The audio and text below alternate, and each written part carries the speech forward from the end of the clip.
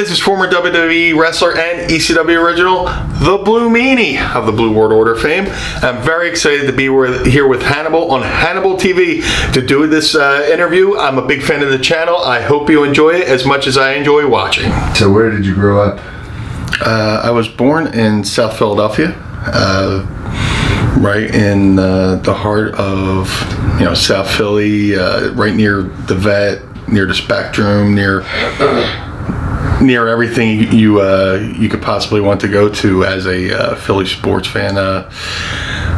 We lived in South Philly till I was about 2 years old, and then when I was 2, my family decided to move over to New Jersey for a little bit, and then when I was 10, we moved to Atlantic City because my mom, being a single mom and raising me and my sister, it was hard raising 2 kids by herself. So my grandparents helped a lot, but their dream was to retire to Atlantic City.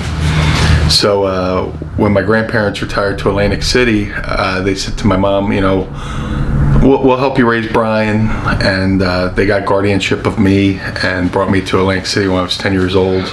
And the cool thing is, I'd already, every summer, it was tradition to get a cottage down at the shore and get a summer house, and I was on the beach every summer. So the move to Atlantic City just made perfect sense. And my formative years was there from when I was 10 years old until I decided to go to Al Snow's in Ohio and train for a year, and then I moved back. Is there any wrestling match you saw as a kid that stands out? There were so many in Philadelphia. The first match I recall seeing, I know it wasn't the exact first match, but it was like the main event of that TV show, was when Rick Martel and Tony Garea beat Mr. Fuji and Saito for the WWF tag team titles. And I'm sure I watched the first half of the show too, but that match stood out the most because in my first show I ever watched, I watched a title change, and the funny thing that came to be is I didn't know about wrestling up until that day.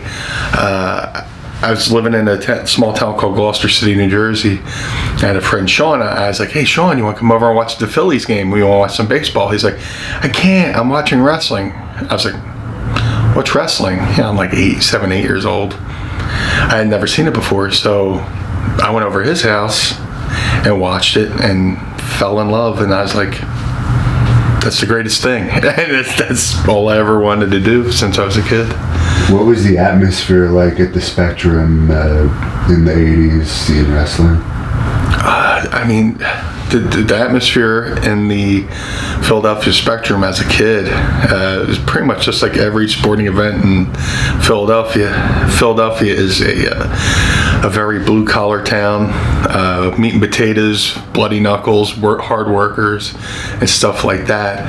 So when it comes to their sports, if you stink, they'll let you know. But if you work hard and they recognize it, they'll love you and you'll be over forever. And the same thing with the wrestling. Everybody in South Philly loved Bruno. Everybody, and then my first heavyweight champion was Bob Backlund. Everybody loved Bob Backlund, and they got heated over. It was they got as heated for the wrestling matches as they do as if the Philadelphia Eagles were playing the Dallas Cowboys. They really got into the rivalries, and later on when wrestling became more sophisticated, like if they liked you, they knew your history. Especially with the help of the magazines like Pro Wrestling Illustrated, The Wrestler, Inside Wrestling, or on quote unquote the after magazines. We did our research on our wrestlers and our sports teams, and we had a rabid fan base that it was an obsession because there was a period of time in Philadelphia, like the 70s, where it was really lean years, a lot of unemployment and stuff like that, and people needed a distraction in Philadelphia. And they had the Broad Street Bullies in hockey with the Flyers. The Eagles stunk. through that time. But, you know, hey, we had pro wrestling every weekend on Channel 48, on Channel 17. And if you lived in some areas in Philadelphia, if you were lucky enough, there was a divide in the city on Broad Street. This side of Broad Street had cable. That side of Broad Street didn't have cable. So if you wanted to watch, you know, Spectrum Wrestling, which was, you know, every Saturday night they would have the wrestling at the Spectrum, but on Sunday morning they would replay the entire card with play-by-play on a local channel called Prism. And if you wanted to watch Spectrum Wrestling, you had to cross Broad Street to find a friend who had cable at the time. And I mean, it was just, you know, it was cool to, you know, you can, you know, go to a show one night and then see yourself on TV the next day. So you mentioned you were a Bob Backlund fan. Is there anyone else that stands out to you that you're a big fan of? Oh man, I just loved all those. I mean, I eventually grew to love every promotion, but WWE was my first, well, WWF was my first wrestling promotion, so I loved Bob Backlund. Huge fan of Rick Martel while he was there. Ivan Putski, you know, the Polish Power, you know, he would sing and, you know, sing a polka song afterwards. And then I loved Tony Garea. You know, he would have the best comeback. You know, he'd fire up and come back.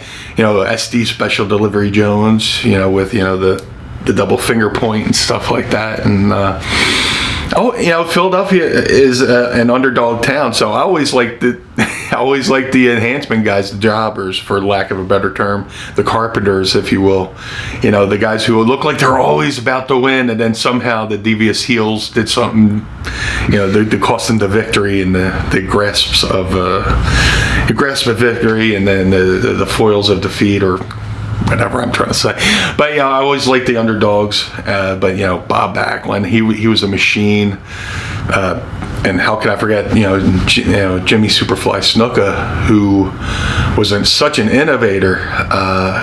You know, the first time I ever saw Jimmy Snuka wrestle in the cage, and then, you know, watch him try to come off the top of the cage onto Bob Backlund and then miss because Backlund got out of the way, and then eventually he went back to the well and actually hit Don Rocco with the splash. And you see what guys do nowadays. You know, it's almost like watching The Matrix, but a simple move of Jimmy Snuka doing a splash off the top rope and then the splash off of the cage was unthought of.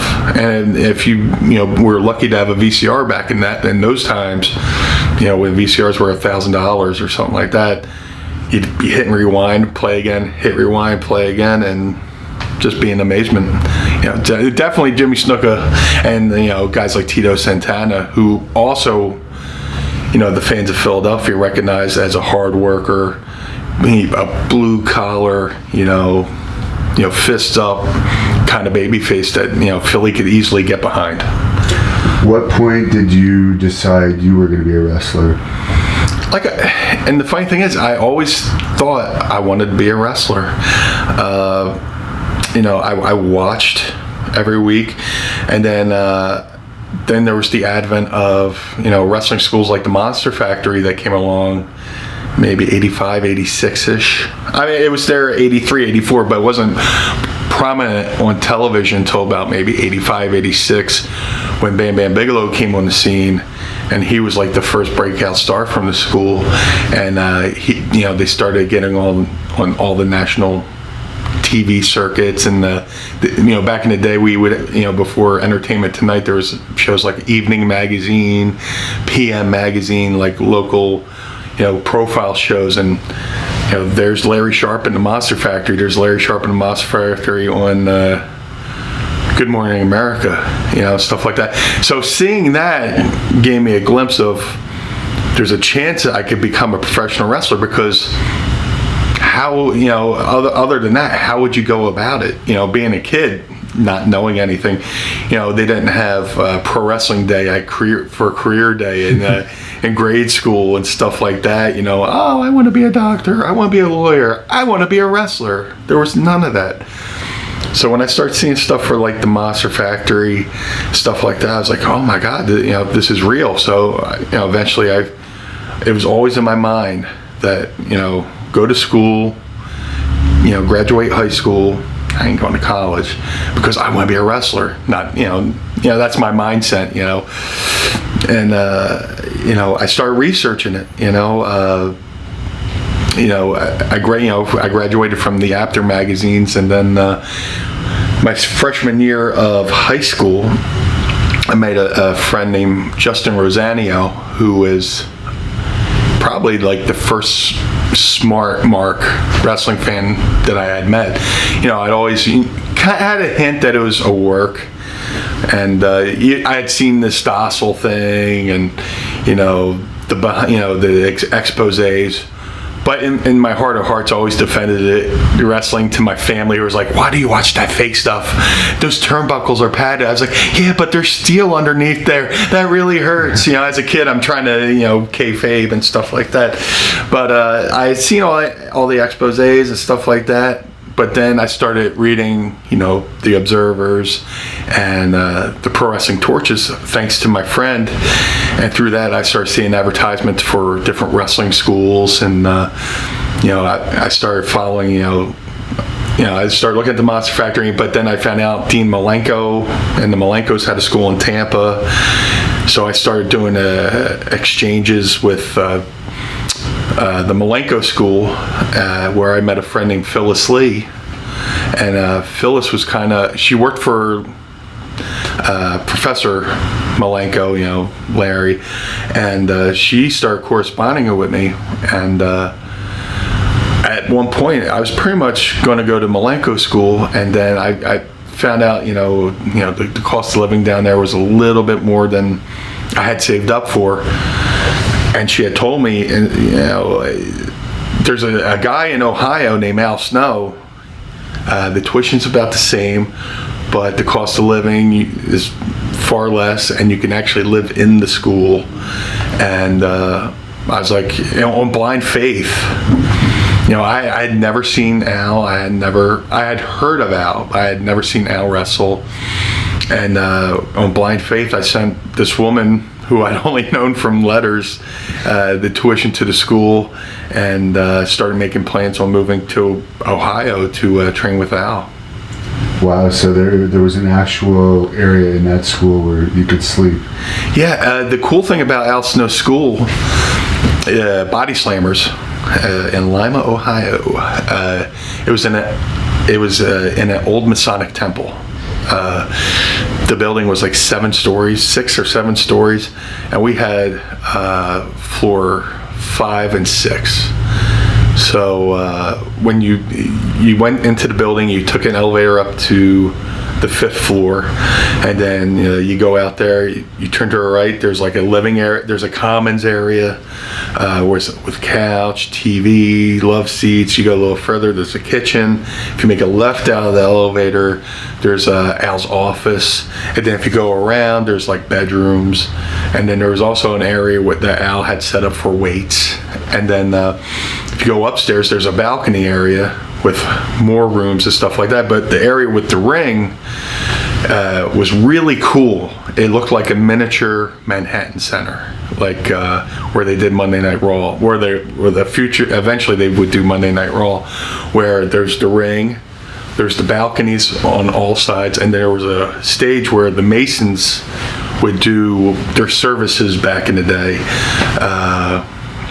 And then, there was, there was 2 entranceways, which I'm sure were for whatever mass services, but Al turned them into, entranceways for wrestling, and behind that was the gym area where you could work out with weights and stuff like that. So Al had a really sweet setup, which I had no idea going into this, because like I said, I had sent that letter and that money to Phyllis in blind faith. I drove 13 hours from Atlantic City to Lima, Ohio to meet a guy I'd never seen wrestle, just for the fact that this lady who had represented Malenko said, Al's the good dude. And this is right around the time Al was starting to really make a name for himself with his feud with Sabu. They just had their first match, which was this breakout match that made its way around with all the tape traders at the time. And once I got the funny thing is, I drive 13 hours to meet this guy I'd never met, don't know what he looks like. And I go, "Hi, is Al Snow here?" He goes, "Hi, I'm Al, and I'm leaving right now because I'm driving up to Michigan to get padding for the ring from Dan to be Severn." So it was like, "Hi, bye." And I sat around for several hours with some of his students. Most of them were cool, and then some were interesting. And I almost packed up my car and turned around and drove right back to Lima, just because I was it was my first time away from leaving home. People leave home to go to college where they learn to be a doctor or whatever, or an accountant. I left home to become a professional wrestler in an industry that had no guarantees whatsoever. There's zero opportunity and guarantees in the wrestling business to make it. Whereas, if you become a doctor or a mechanic, nobody's on the side of the road with their car broken down going, "Man, I wish there was a pro wrestler here to help fix my car." Yeah. Somebody always needs a mechanic. Somebody always needs their taxes done or whatever. But I was very fortunate to be steered towards Al's school and on blind faith. Is there anyone that was training there at the same time as you that went on to make a name for themselves? When I started training with Al had just started training Dan Severn for pro wrestling, and because Dan had been doing, his credentials speak for themselves,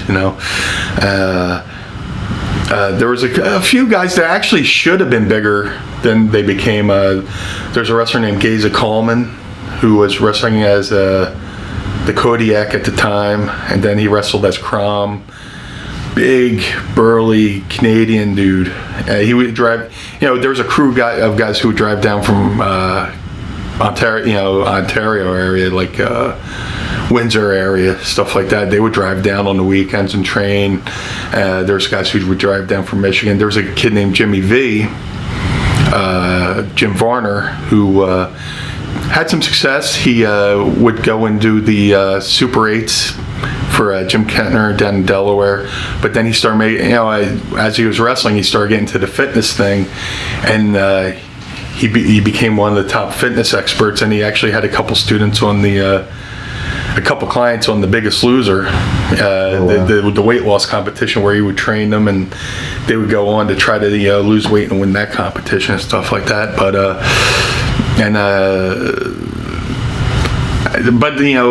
myself, you have to break it down, because there's Al Snow's Body Slammers Gym, and then you would have to break it off into the Tough Enough category, because he had. Oh, there's so many people he's trained. Yeah, so many trainings. But as far as the Body Slammers era, Al Snow, because eventually he closed down Body Slammers when he started doing Smoky Mountain, and that started picking up. And when he went to WWE, he said, "I can't put my name on something if I'm not there full time and have my name on it."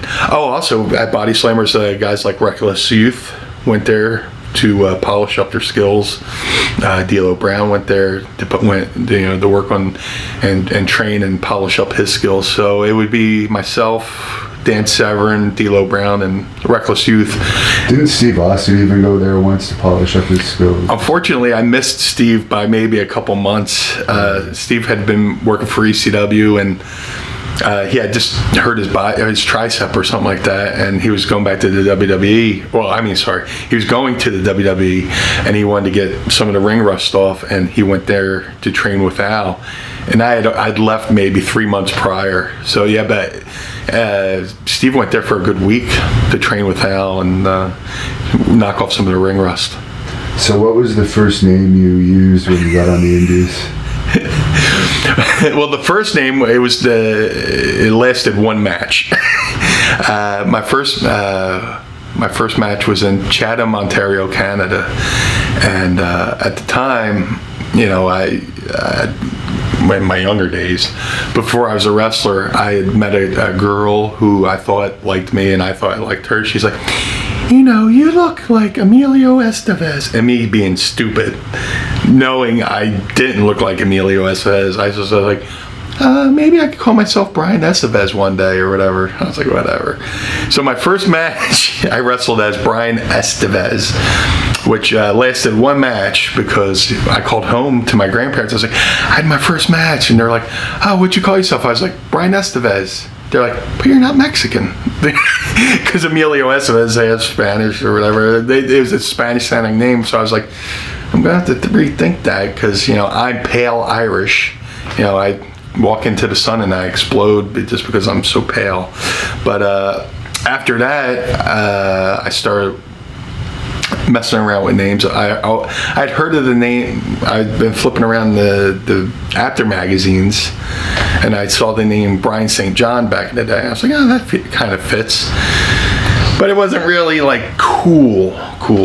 And then eventually I settled on Brian Rollins because I'd been sitting around Al's gym. I was sitting in the living area, and me and one of his other students, John Pee Wee Moore, who also went on to make a name for himself. Just off the top of my head, I remembered him. He had done a lot of work with Sabu and stuff.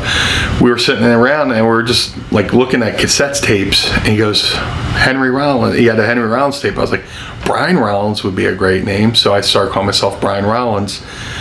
And I gave myself the moniker the Zebra Kid because I had the genius idea of the one trip Al took us to.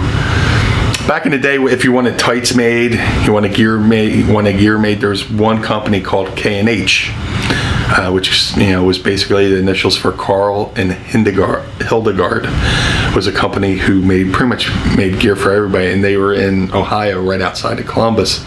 It was an hour and a half drive from Lima, and some people, I guess, they go on class trips to go see fine art in a museum. We went on a class trip to go buy gear. With Al Snow, we packed into his minivan and drove down and picked out gear. And a lot of the times, guys would order stuff and not pay for it. And there was this, bin of unpaid for gear. So I'm flipping through and I saw these pair of zebra tights. And it was a big mark for the Road Warriors. I would always wear the Zubaz because I wanted to, wear what the wrestlers wore. Right. And I bought their company for anyone that didn't know. Yeah. It was the Road Warriors, and I believe Dan Marino had a hand in it as well. Started Zubaz, which all the wrestling fans started wearing because they, on TBS, the Road Warriors are wearing their Zubaz, and everybody wanted to be cool, and we all grew our mullets and wanted to be Bobby Eaton. I had the best mullet in high school. Bobby Eaton was my idol as far as mullets go. And then later on, Shawn Michaels had his pretty sweet mullet too. But I got the zebra tights, inspired by Zubaz, and I had to singlet over. I was like, I'll call myself the Zebra Kid.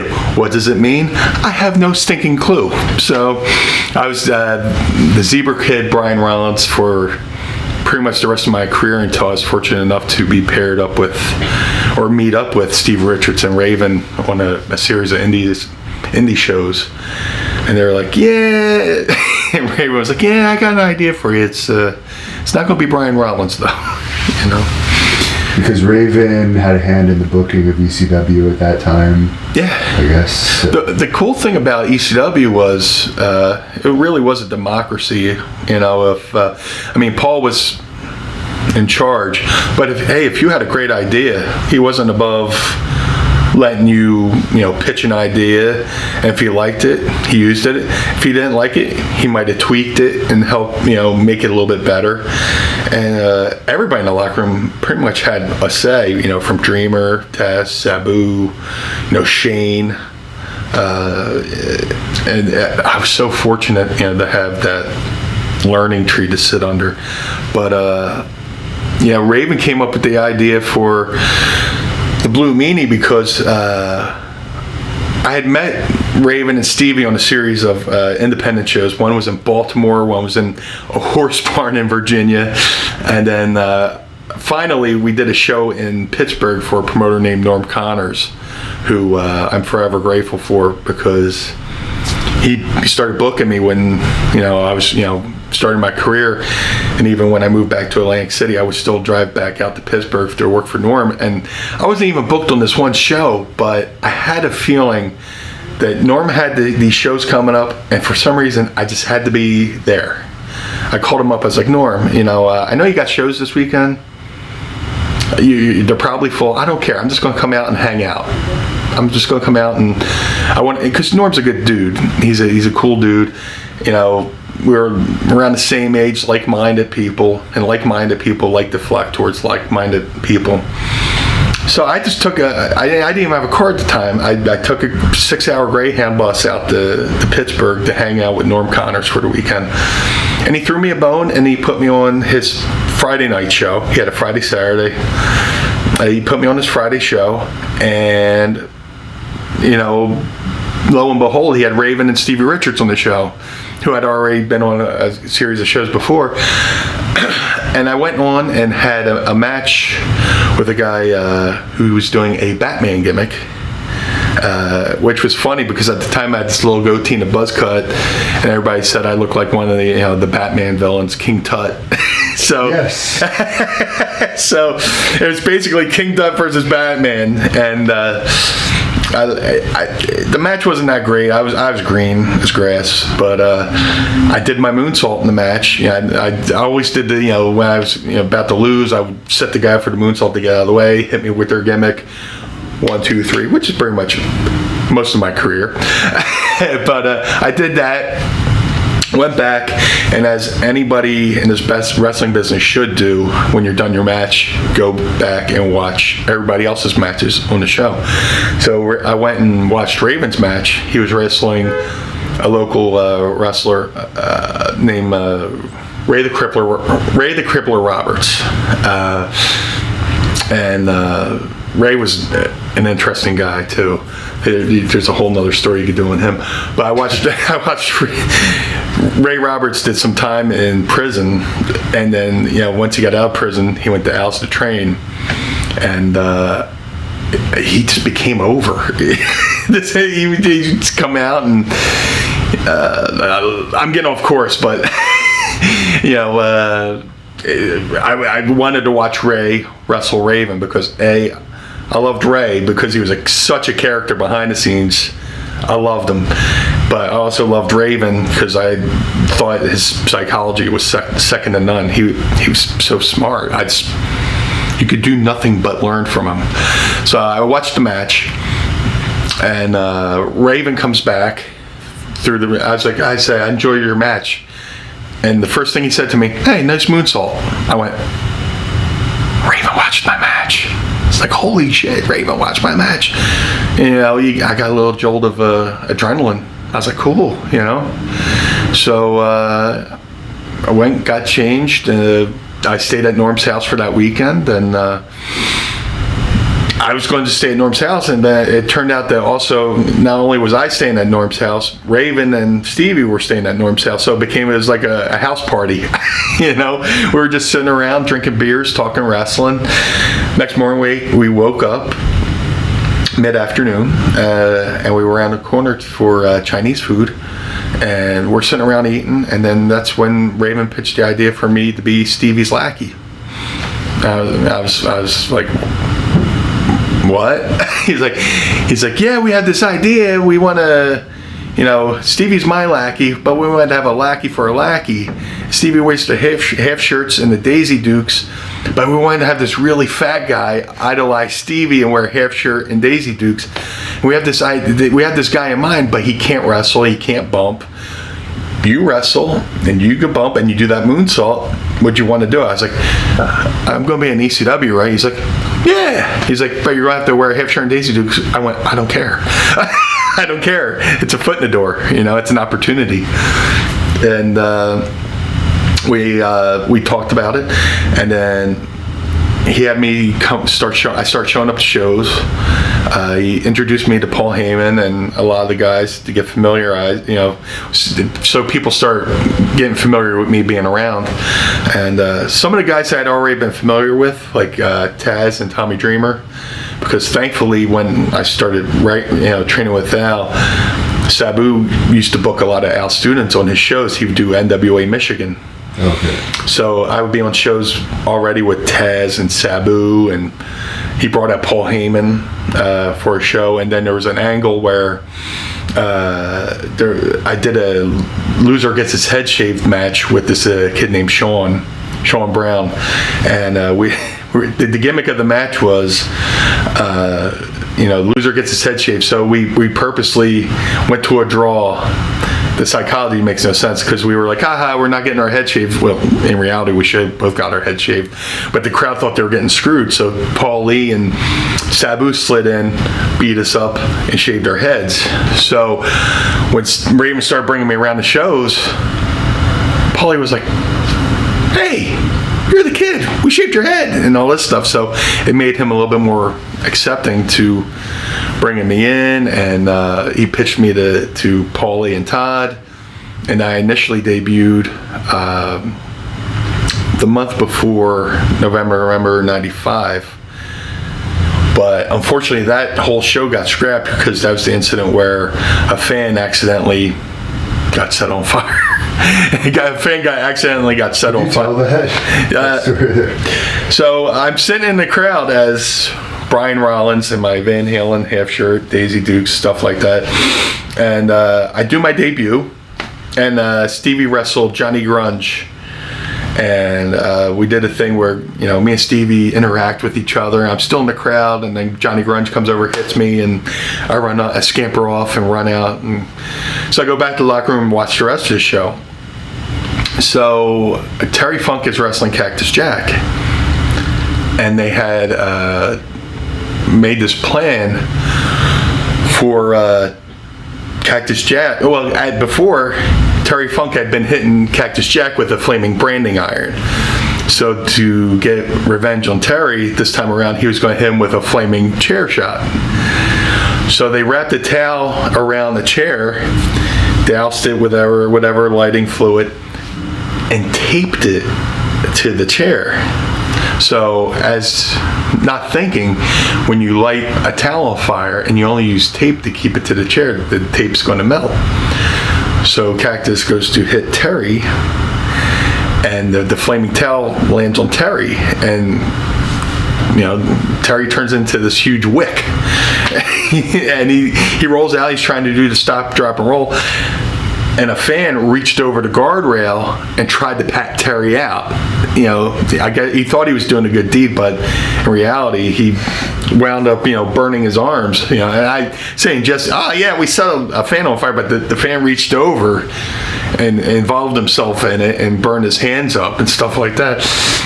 So, and then the crazier thing is that I'd already planned this thing where the lights were going to go out. Before the whole incident, the lights were going to come back on. The spotlight was going to be on Raven and Tommy Dreamer up in the balcony, and he was going to have Tommy Dreamer linked up with chains, like almost like crucifying him, like having Tommy Dreamer on display. So he goes to him with the flaming chair. Towel goes off. Terry Funk's up in flames. Fan starts to pat him out. They come around, hit Terry with, I believe, a fire extinguisher. Lights go out. The crowd's freaking out because, fire, lights go out. It almost became like a Who concert where like fans are like barging for the doors and trampling other people to get out and stuff like that. And the lights come on and they still do the gimmick. I think that that thing, the view of Tommy being chained up was the only thing that made air. Were you around for the mass transit incident? Yeah, the mass transit incident was really unfortunate for everybody involved, really. And the weird thing is, like, I saw the kid in the locker room, and I thought he worked for the building. We were at a racetrack, and I think it was in Revere, Massachusetts. And I'm sitting there, I'm like watching this guy walking around the locker room. I was like, maybe he's security guard for the racetrack. And it was so weird because other people said he when he showed up with like 2 midget wrestlers, and he tried to get on the show, and he pitched himself to Paulie, saying that, he was doing this Ralph Cramden gimmick. He wanted to wrestle as Ralph Cramden, and Paulie was like, nah, you'll be mass transit. And this whole thing happened because originally Devon and Axl Rotten were a tag team, and for whatever reason Axl couldn't make the show. So as a last minute replacement, usually, you show up and you introduce yourself, and if they decide to use you, they use you. And this kid had said he was trained by Killer Kowalski. And he said he was, older than what he was. I forget what he said, but at the time he was 16, 17. I believe he said he was 19.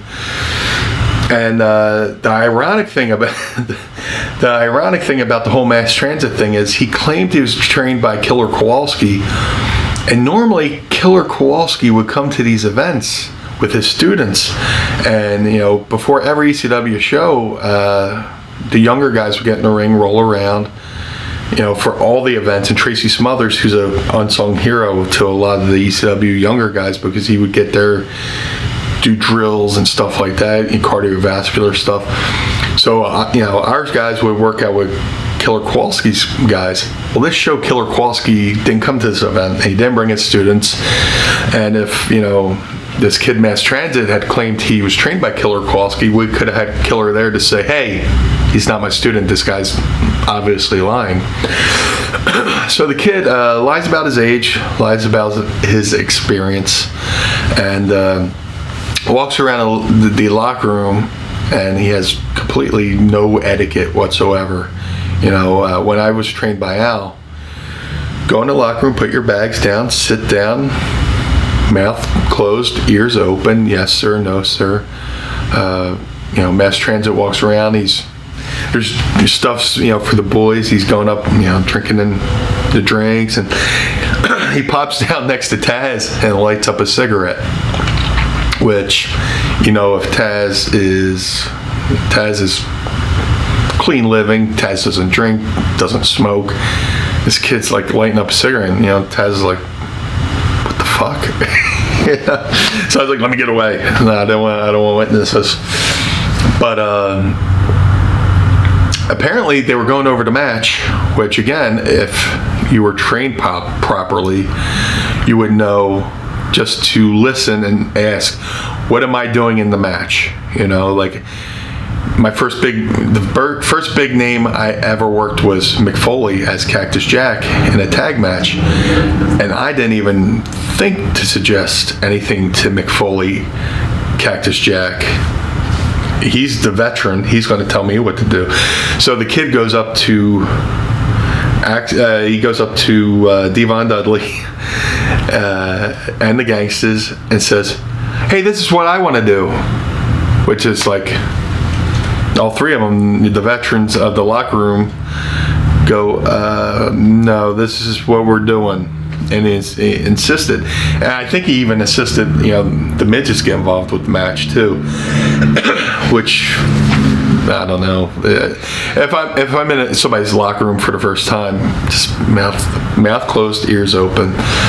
So it got to the point where he really just aggravated the situation where, if he would have just went in and did what he was told, he probably would have had it. Because I was a young guy too, and I wrestled New Jack, and New Jack was fine with me. I said, "What are we doing?" He let us know, and if he thought of an idea for me, he would tell me what to do, and it's unfortunate because I watched the match too as it happened. There's a little area where you can go up these steps and see over the curtain. It was brutal. It was brutal. And then, like I've said before, anybody with experience would know this. There's a lot of things a person with experience would know to do. And a person with experience and proper training would know, never let somebody else cut you. Don't ever let somebody else blade you, because your pain threshold. you know your pain threshold. First day with the new mouth. Sorry. You know how deep is too deep. You know, whether it's a scratch or a poke or whatever. Somebody else gigging you don't do it. It's not safe. It's not sanitary. And he went to New Jack and said, "Hey, can you cut me?"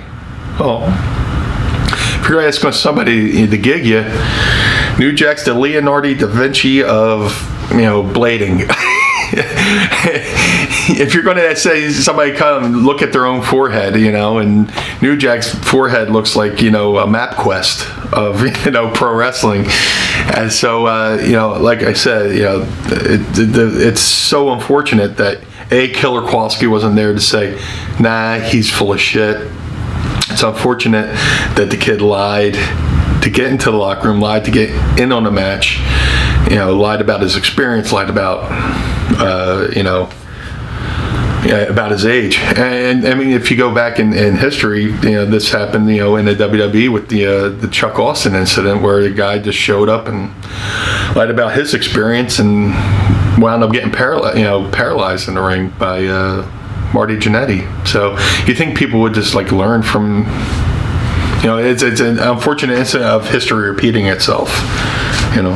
No, when you train to wrestle, it's not like you go to DeVry Institute and you get a certificate of pro wrestling. Hey, this is my completion stage of pro wrestling. There's nothing like that. You go by somebody's word, or word of mouth, and there was no way to vet this kid's facts or lack of facts and his lies. So unfortunately, because somebody lied about their experience, age, a company almost got shut down, and a lot of people almost lost a lot of work and opportunity, and it's a shame for everyone involved. And what was the drug scene like in ECW? Was it as bad as people say it is, or is it exaggerated? It might be par for the course from what the stories I've heard. In a lot of ways, maybe I was naive because I was always just a beer drinker. But I mean, guys did stuff. And to me, it was never always out in the open. Except for maybe an occasional scent of marijuana or weed or whatever you prefer to call it. As far as I know, the hardest thing I ever saw somebody do was smoke a joint or drink a beer or drink alcohol. But there's other legendary stories that I wasn't privy to. Maybe I was invited, and quite frankly, I'm insulted. No, I'm just kidding. Meanie's a square. But our locker room was a lot like the movie Slapshot, which is pretty cool because we actually filmed we wrestled where they filmed one time. But the ECW locker room was part Misfit Toys, part Slapshot. Our crowd was like the Rocky Horror Picture Show because they knew the show, they knew the characters, they knew the chants, and they knew when to sing and stuff like that. But as far as the drug scene in ECW, it probably is what it is, and maybe with a little bit of an embellishment for cult status. Now, when Beyond the Mat was being filmed and they were shooting some scenes at ECW, did that change how you guys acted backstage or anything at all? Oh, absolutely not. When Beyond the Mat was being filmed, we were so focused on our first pay-per-view, because that was a lot of pressure to be a part of ECW's first pay-per-view, because there was hints of an initial pay-per-view, and then with the mass transit incident, that put our pay-per-view aspirations on ice for a little while. But thank God for the ECW fans, and there's a fan movement called Strictly ECW, which was a website started by guys like Tony Lewis, Chris Woodward, Mike Johnson, and they rallied the troops to get the cable companies to reconsider us for our first pay-per-view, because the mass transit incident happened, and then Senator John McCain was on this this crusade to shut down UFC. So everybody thought we were like UFC and extreme fighting and stuff like that. And so when the Beyond the Mat crew was around, I just assumed it was part of the pay-per-view production, because we went from doing stuff with Ron and Charlie and Ron and Charlie's house to filming stuff there. And you walk into the ECW arena the day of Barely Legal, and there's nice lights. They painted the floor, and there's this other film crew walking around, and I signed a release, and stuff like that. But I figured it was just for the pay-per-view, which in hindsight it doesn't matter anyway. I really thought Beyond the Mat was an excellent documentary, but it really didn't change. Nothing really changed how we acted or conducted business, except for the fact that we had to stick to our times a little bit more, because now we're on live TV. And as legend goes, at Barely Legal, we were like 30 seconds from going off the air, and the world not seeing the end of our main event. And then, the power supply to the building died, and just another crazy, reason why ECW was the luckiest little promotion that was, And you mentioned the mass transit incident before. I forgot to ask you this at that time. Is it true that New Jack actually dated Terri Runnels for a while? Yeah, I believe. New Jack dated Terri Runnels, but other than that, I don't know any details. You see photos on Facebook. Oh, that's cool. I like Terry. I like Jack. So just seems like an odd couple. It's love. Love is blind, I guess. But if they got along and they were happy together, more power to them. But I don't know how long that was or any details. Other than Facebook photos. So that's about all I know about that. Were you around when Steve Austin had his little run in ECW? I first started wrestling in ECW. Well, I started appearing in ECW I started showing up around like September of '95, and then I went to the then hotel of ECW before we got kicked out.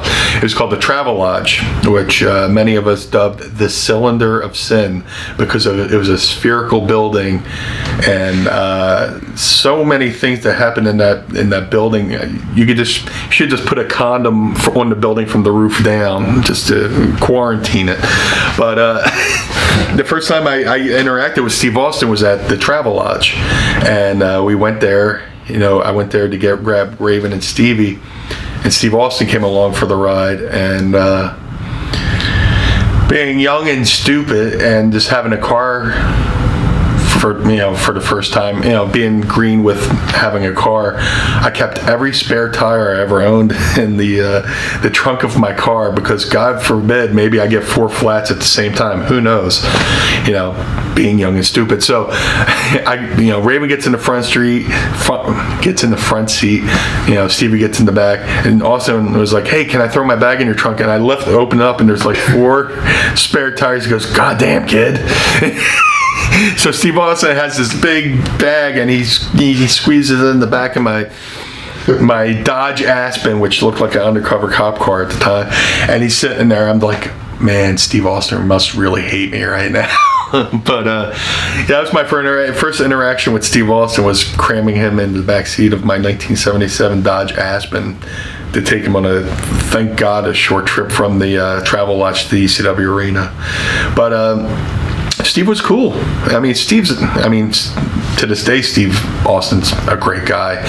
He is the same guy, bionic redneck, metalhead, lover of all things cool, and even though Steve Austin could easily be on the Mount Rushmore of pro wrestling, just as being a draw in this business, but he's still the most down-to-earth dude there is, and the wrestling business is better for having him in it, because I know guys who, when I went to the WWE, there's guys who worked for WWE during the Hogan era, and there's guys who worked in WWE during the Steve Austin era, and they said, they compared, what they did, and Steve Austin, Hulk Hogan brought the wrestling business out of the smoky arenas and stuff like that and brought it to the bright lights.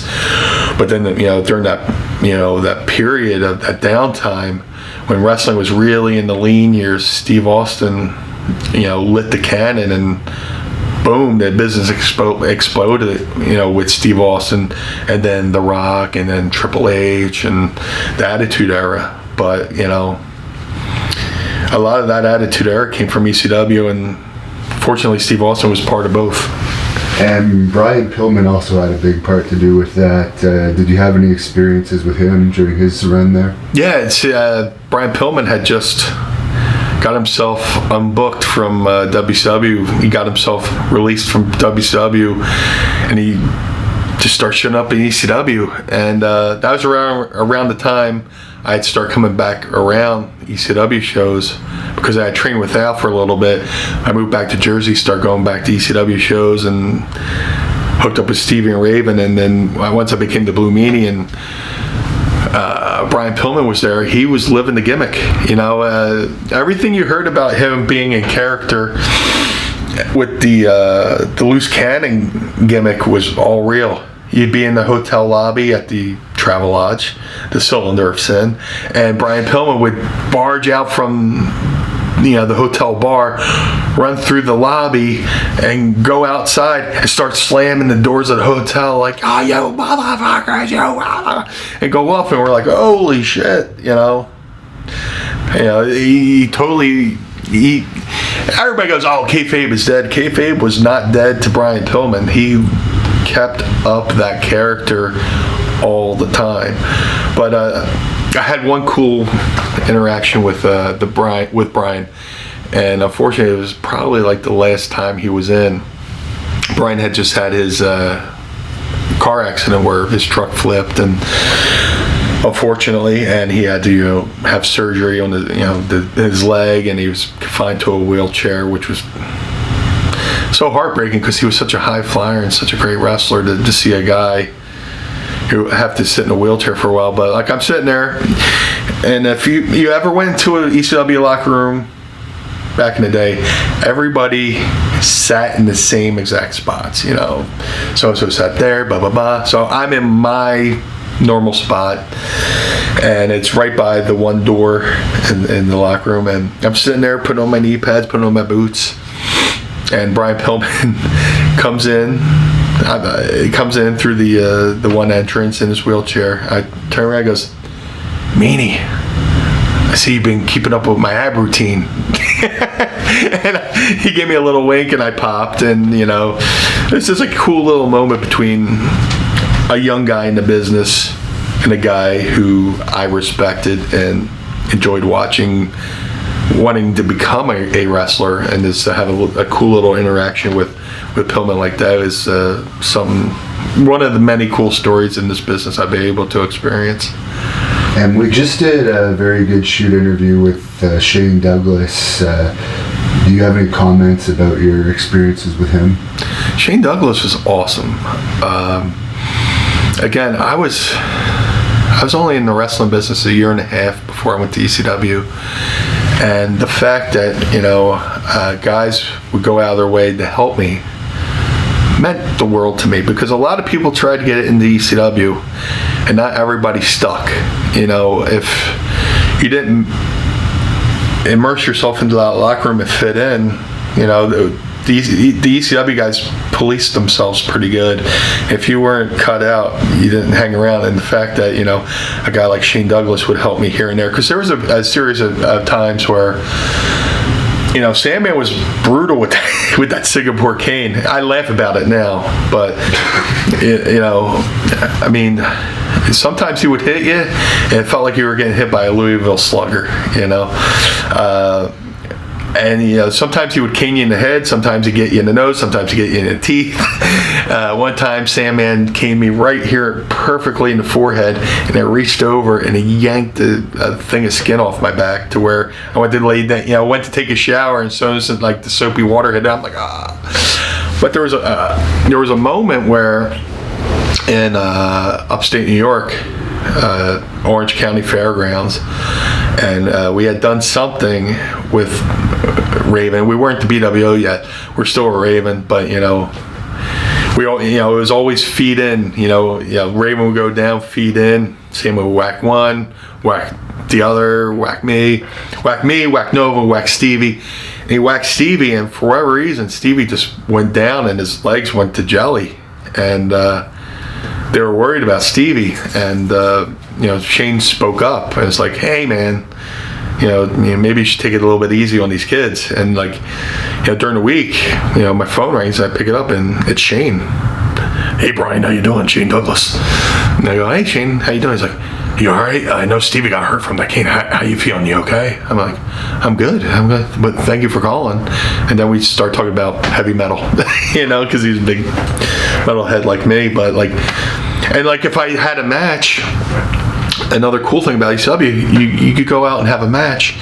You walk through the curtain and somebody will pull you aside, hey, this is good, but maybe try that or try this. And plenty of times, you know, Shane Douglas was that guy that, you know, pull me and anybody in the locker room and say, hey, this is cool, but do another thing. And I have to give Shane credit because he, you know, made him along with guys like Terry Funk, Sabu, Taz, made ECW a place you would want to try to get into because it seemed like the next big thing.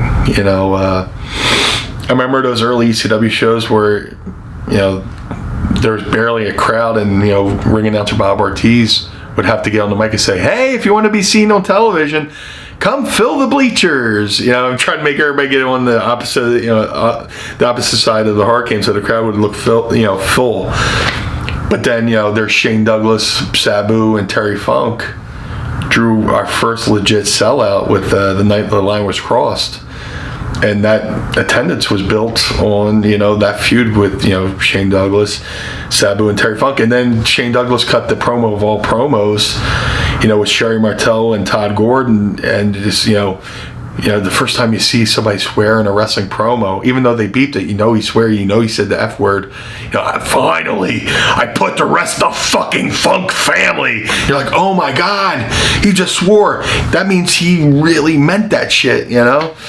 So, you know, he was one of the forefathers of ECW, and being a young guy in the company, the fact that he embraced me into the company along with all the other guys who were the patriarchs of ECW and Extreme Wrestling and all that stuff. You know, it was I'm singling out Shane, but it was a group effort. But Shane was one of the guys that, you know, was the trailblazer and helped legitimize ECW, because he had come from, you know, WCW and NWA, and he was tag teaming with, you know, Ricky Steamboat and doing all this cool things. So the fact that he gave a shit enough to give me some advice was invaluable. I never got paid $1 million in this business, but one thing I did get paid royally in was experience and, you know, friendships. Very fortunate to this day to, you know, say Shane Douglas, you know, is my friend and gave me some valuable experience. Now, can you tell us about the formation of the BWO? The formation of the BWO was just a natural evolution of what we had already been doing in ECW. One night, me and Stevie and Raven were driving to the ECW arena, and Raven had the idea for us to do a parody of the Fabulous Ones. And we were going to start calling ourselves the Fabulous Ones, doing the Fabulous Fargo Strut. From the Fabulous Ones, we start doing different parodies. We were the Blue Meanie Bloods, you know, the Earl of Eating. I was Bobby Eaton, and he was Lord Stevie, you know, for Steven Regal. And we would come out with the powdered wigs and the hats, and I would put the Union Jack on my wrists, and, you know, cheerio. And from there, I became Blue Dust, and he was Baron Von Stevie, and then I was Colonel Meanie for Colonel De Beers. And we were just doing all these parodies, and then eventually Raven found Supernova Mike Bucci to become part of the fold, of the dog and pony show that was Raven's Flock in ECW, and it just became, that. From there, we did a parody of Kiss. Kiss was just coming around for the reunion tour and wearing the makeup again, so why not? We did. The Kiss parody is probably right up there with me with the BWO, but the next evolution, it was obvious, was to do a parody of the biggest, faction in the wrestling at the time, which was the New World Order. And I had been talking to Al Snow about different ideas. I was like, yeah, man, we should definitely do the New World Order. But hey, man, we could call ourselves the Blue World Order because blue rhymes with new, and Al popped for it, and we're just going back and forth. I was like, I could be the blue guy instead of the bad guy, and I gauged Al's response to my ideas, and I pitched it to Stevie, which Stevie pitched it to Raven pitched it to Paulie, and the BWO was supposed to be just a one-night idea, a one-night parody, which became this thing that blew up, because we went out there, we did the BWO debut, and just the crowd reaction when we got back to the locker room. Todd Gordon came over and says, I think we have something with this, and Paulie was like, wow. So then the idea of doing the t-shirts came up, and the BWO shirt the BWO shirt became the top-selling T-shirt in ECW history. I would hear back from the merchandise girl, Bella, and she would say, "Yeah, we sold about 200, 300 shirts tonight." Yeah, they were doing 200 BWO shirts a night around the loop, and then as we went, back, it dwindled and dwindled and dwindled. But just and that launched Stevie into the stratosphere as far as ECW title contention, and being a part of the first ever ECW pay-per-view where Stevie wrestled Terry Funk and Sandman for the right to wrestle Raven in the main event of our first ever pay-per-view. So just a little conversation that was just like me riffing on ideas with Al Snow became one of the best angles / parodies all of us have done, because to this day, if you watch, Monday Night Raw or a WWE pay-per-view, you'll see a random BWO shirt in the crowd, and people send me a message on Twitter or Facebook, hey man, there's a BWO shirt, or somebody in the crowd take a photo and send it to me, and it's beyond flattering that we just passed the 20th anniversary of the debut of the BWO. And the fact that I'm sitting here talking to you about it is just awesome, because everybody's looking, and when you get in the business, you want that one thing, to help people remember you. I have a lot of friends who are musicians. I have a lot of friends who are musicians. And they're like, man, I just want that one kung fu fighting, for people to write that one hit wonder. And not the BWO was a one hit wonder, but it was the biggest thing we did, and the fact that people still talk about to this day is just mind blowing. Now, you don't hear too many people in the business say anything negative about you or Stevie Richards, but Nova has a little bit of heat with some people, Well, Nova's got heat with me because he's a Dallas Cowboys fan. So that's our biggest point of contention is I like the Philadelphia Eagles. He likes the Dallas Cowboys. But I love Nova. I mean, I'm sure...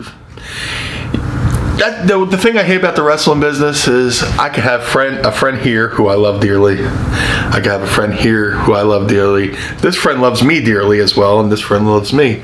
But these two friends hate each other, and if somebody's got to deal with an issue with Nova, that's between them. Nova, I'll say this, Nova is one of the people who really helped me in this business, because when Steve had left for WCW, we were kind of like, man, what the hell do we do? We weren't mad or anything. It was just like, what do we do now? Nova really helped me. Every weekend, if we had a show, I would take the Greyhound. I didn't have a car at the time. I would take a Greyhound bus from Philadelphia to Brick, New Jersey. Nova would pick me up, and I would hang out with Nova and his identical twin brother Donnie. Which that's a whole nother story with their fucking rivalry with football. But the Bucci family put me up, let me stay at their house. The Bucci family would feed me dinner, and the Bucci family treated me like I was their own son. So, if somebody has an issue with Nova, it's between them. I love Mike Bucci. He really pushed me to get better when we were tag teaming, and he would get me in the ring and just help get my cardio up, and we came up with ideas for us as a tag team. And then the watershed moment was when we debuted as a tag team, as a unit, on WrestlePalooza '98 against the FBI, and had some of the best matches of my career with Tracy Smothers and Little Guido. And we were wrestling each other every night, and I learned so much from not only Nova, but Little Guido, who's an excellent wrestler, underrated wrestler, Tracy Smothers, who's an unsung hero to many of the young guys in ECW, because he would take us to the side and teach us. To wrestle with those three every night was some of the best nights of my life. What led to you jumping to the World Wrestling Entertainment? I always said that I came along in the wrong decade, because if it was the 80s, my character probably would have been perfect for 1980s WWE or WWF. It was just I'd be given an opportunity to go there because of Vince Russo. Vince Russo Vince Russo was a big ECW fan, and he watched a lot of ECW and borrowed a lot from ECW. WWE borrowed a lot from ECW during the Attitude Era, and before I officially made the jump, there was an opportunity for me to go to WWE and do a parody of the Nitro Girls, and they wanted me to come out and be the Raw Boy, because I'd done that dancing thing in ECW, which I'm a horrible dancer, by the way. I don't even know how I got known for dancing. It looks like I'm having a seizure. But they wanted me to come in and be the Raw Boy. And here's like one of the cruel sides of wrestling. Not really cruel, but it's kind of fucked up. I was booked without my knowledge to be the Raw Boy on Monday Night Raw in Baltimore, Maryland. Didn't know about it. Till one night I was on AOL, which, remember when AOL was a thing? I was on Instant Messenger, and Al Snow sends me an instant message. What happened? Al, I don't know. What are you talking about? Dude, you're supposed to be at Raw. You were booked. What happened? It's like, Al, I have no idea what you're talking about. Turns out, Vince Russo had approached Chris Candido about using me to be the Raw Boy. So Candido, because Candido was always at WWE TVs when he was in ECW, because he was with Sonny. So apparently he said he went to Paul and got the okay from Paul for them to book me. So they had me booked for Raw in Baltimore. They had music picked out, all this stuff. I was on the lineup sheet and everything. They just didn't tell me. And as far as WWE was concerned, I no-showed WWE. So, Al Snow, I was on the lineup sheet. They had music picked out for me, and everything was a go, but there was no Blue Meanie to show up to be Raw Boy. So Al Snow reached out to me, and I explained to him, hey, Al, I had no idea. And I think at that point I got on the phone and talked to him, about it. He's like, oh man, this must be a rib. So thank God for Al. Al went back to Vince Russo and said, Meanie swears he had no idea. And then, Russo goes, that goddamn Paulie. So apparently, they ribbed the WWE, but unfortunately I was the pawn in this rib. And when I found out about that, I was like, if this opportunity ever comes up to go to the WWE, there's really no turning back, because hopefully there's even an opportunity. Hopefully that bridge hasn't been burnt, and hopefully my reputation as a person hasn't been affected by the fact that they thought I no-showed. So flash forward again, Norm Connors comes into the equation. I went and when I was in ECW, I would still do other indies. I did a show for Norm Connors, and then drove home the next day. I get home, and this before cell phones and all that stuff. I had a message on my voicemail or my answer machine. Remember those? And it's Al Snow. Hey, Meanie, give me a call. I got a question. Call me back. So I called Al. I was like, hey, what's up? He goes, what's your relationship with ECW? I was like, I love working there. What's up? Are you contractually obligated to him? No. He's like, so if an opportunity were to arise, would you want to go to the WWE? I'm like, absolutely. You didn't even have to say E or F at the time. You go to the WWE. Yes, I'm interested. All right, I'll call you right back. Al calls Russo, and then I guess Russo calls Pritchard. I get a phone call, pick it up, and it's Bruce Pritchard. Hey, Brian, need your information, name, address, social security, all that stuff, and show up Sunday at 10 a.m. because they were doing Sunday Night Heat in Philly, but it was usually the call time for a WWE event is 1 o'clock, but this one was at 10 a.m. because there was a game that night. It was either the Sixers or the Flyers. Show up at 10 a.m. for Sunday Night Heat. Click, and my knees automatically almost just went from under me. I almost went down like somebody, like two bombs went off, and my knees almost collapsed, or like right there. I was like, oh my God. So I lived in a one-story apartment, and my bedroom was right next to the living room, and I walked to the living room, opened the door, of course. I didn't walk through the wood. I walked into the living room, and there was my mom and my grandma. I said, hey, I called my grandma then, hey, Ma, Nan, put all the bills in my name. What? So at that time I was with ECW. I wasn't making that much, but yeah, put all the bills in my name. Why? I just signed with the WWE, and my grandma, too, her knees buckled. She had that Edith Bunker noise, that voice, like, oh my God, and they came over and hugged me, and I said, from now on, you're never going to have to worry about another thing in your life. I got it. Because in this business, everybody says, "Oh, I paid my dues in this business." Well, sometimes families pay dues too.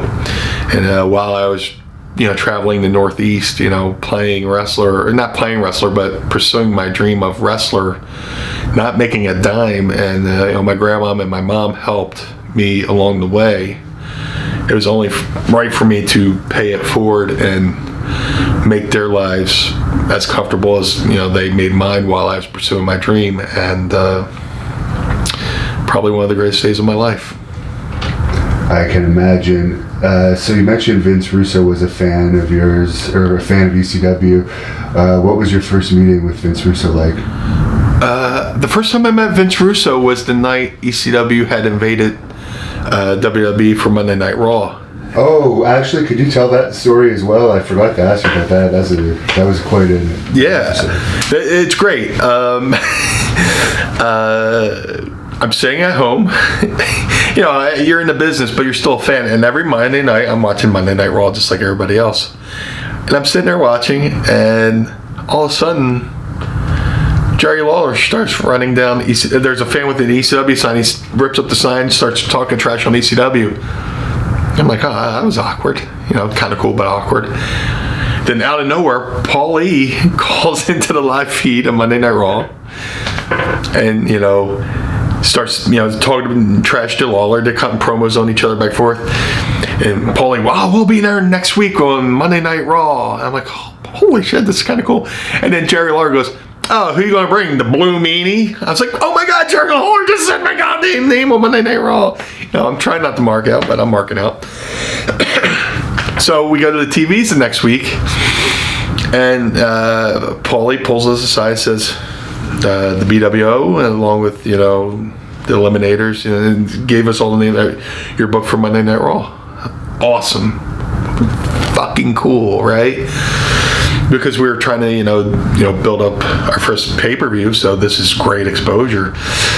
So we go through that weekend shows. That Monday, we all, me, Stevie, Raven, drive up to Tommy Dreamer's house, and from there we do a caravan from Tommy's house all the way down to the Manhattan Center, and we all meet up. We all have our ECW jackets and shirts and gear on, and as like a team, like a sports team, walk into the building, and this is like maybe 1 o'clock in the afternoon or noonish, and there's people lined up already outside for Monday Night Raw, which is going to be I believe it was 8 o'clock at the time, and we kind of got like an ECW chant walking in the building. And then the cool thing was just walking in on the set, because we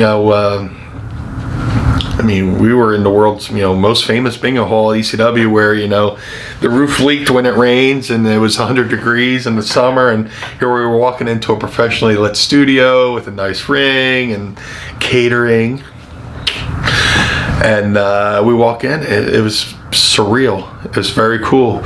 And I remember there was an issue when we first got to the building, because they're like, okay, your locker room's up these flights of steps, and like a bunch of ants, we march up the steps. Oh no, you're dressing down here. And Taz was like, they're already ribbing us, brother. They're fucking ribbing us. And we're just popping or whatever. And then we're walking around, and I introduced myself to everybody, as you do, and we walk into where catering is, and my favorite, besides being on Monday Night Raw, one of my favorite moments was Tommy Dreamer walking up to me in his very serious face. He goes, Meanie, I'm having a hard time keeping my game face. I was like, why? He goes, they have cheesecake. Tommy Dreamer, the innovator of violence, the most hardcore of the hardcore, who did the chair shot, heard around the world, took cheese graters to the forehead, got chokeslammed from every angle of the ECW arena by Brian Lee with every table. His weakness is cheesecake. So I popped for that. So but then the reality sets in that we're going to be on live TV, and kind of go through like a run through of what we're doing, and then it's game time. You get dressed, and at the time the BWO was kind of doing the NWO thing, where we didn't come through the regular entrance, we came through the crowd. So we had to figure out a way for us to go through the crowd from the locker room. So we're walking through, and there's a part of the Manhattan Center which was like Command Central. It's like looking at it's like you're on the Enterprise in Star Trek. Monitors everywhere, and people at control stations and hitting buttons and that, and you're seeing angles that aren't even on TV yet, and this and stuff, and you're just like, wow. And we're walking through there in our half shirts and Daisy Dukes, with the one guy who's leading us to the entrance, and we just stop and like look, and they're like, who are these guys in a half shirt and Daisy Dukes just hanging out here? They're like, can you please not stand over our shoulders? So we go into this little stairwell that led out to the door to where we were going through to make our entrance. And no matter how much you wrestle, or how many taped matches you do, the first time you're about to be on live TV is just the most nerve-wracking thing. I was winded just from nerves. Your mouth is dry and your heart's in your throat. But once that music kicked on, and Paulie, teased us coming out, and they hit the BWO music, If you watch us run, we could have probably ran through a brick wall. And the big rib of it was like I hopped over the rail, and Stevie hops over after me, kind of gives me this little shove, like, ah. So the next weekend, everybody's ribbing Stevie. Did you see Meanie Stevie push Meanie out of the way? And ribbing him about.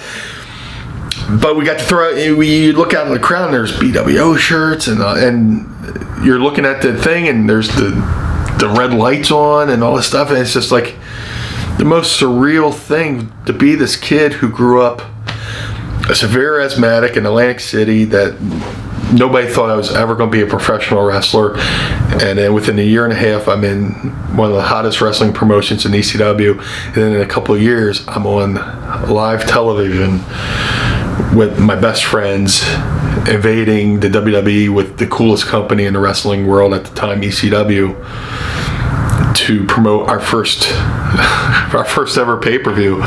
It was surreal. And then the next weekend, Paulie comes to us and says that the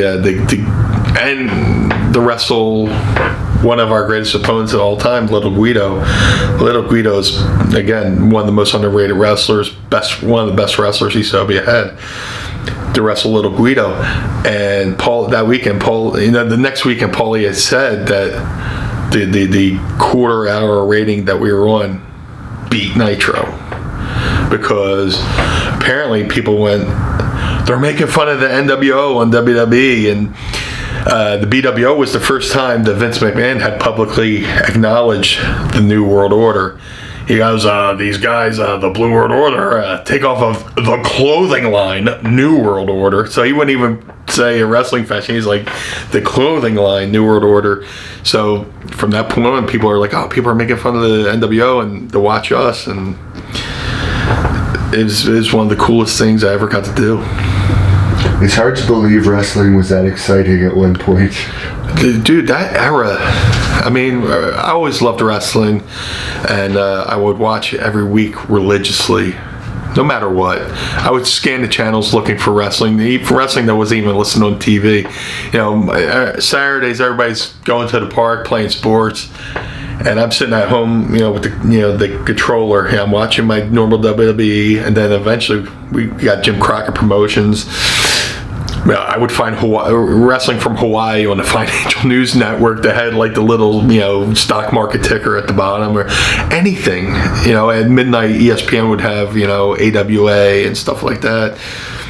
But then they started into the pay-per-views. But then came along, the Monday Night Wars.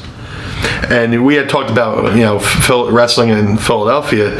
Philadelphia was a test market. Philadelphia was the precursor to the Monday Night Wars too, because, there would be occasional times where WWE were on the Spectrum and Jim Crockett Promotions were in the Civic Center. Exact same night, exact same time, and they would both have packed houses.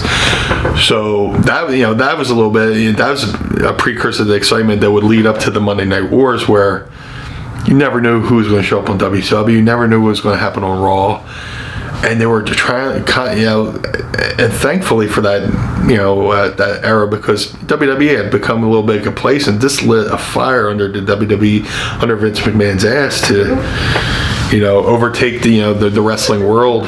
And thank God he did, because, there's a lot of times where, there's a lot of lean years in the WWE, and thank God for Stone Cold came along, and also 316. But that era of wrestling, and to be a part of it, there were the WWE was up here, WCW was up here, ECW might have been here, but it was always called the Big Three. ECW was, nobody ever said, the big two companies. ECW was considered part of that sphere of success and notoriety, that it was called the Big Three. So, it was a good time to be in the wrestling business.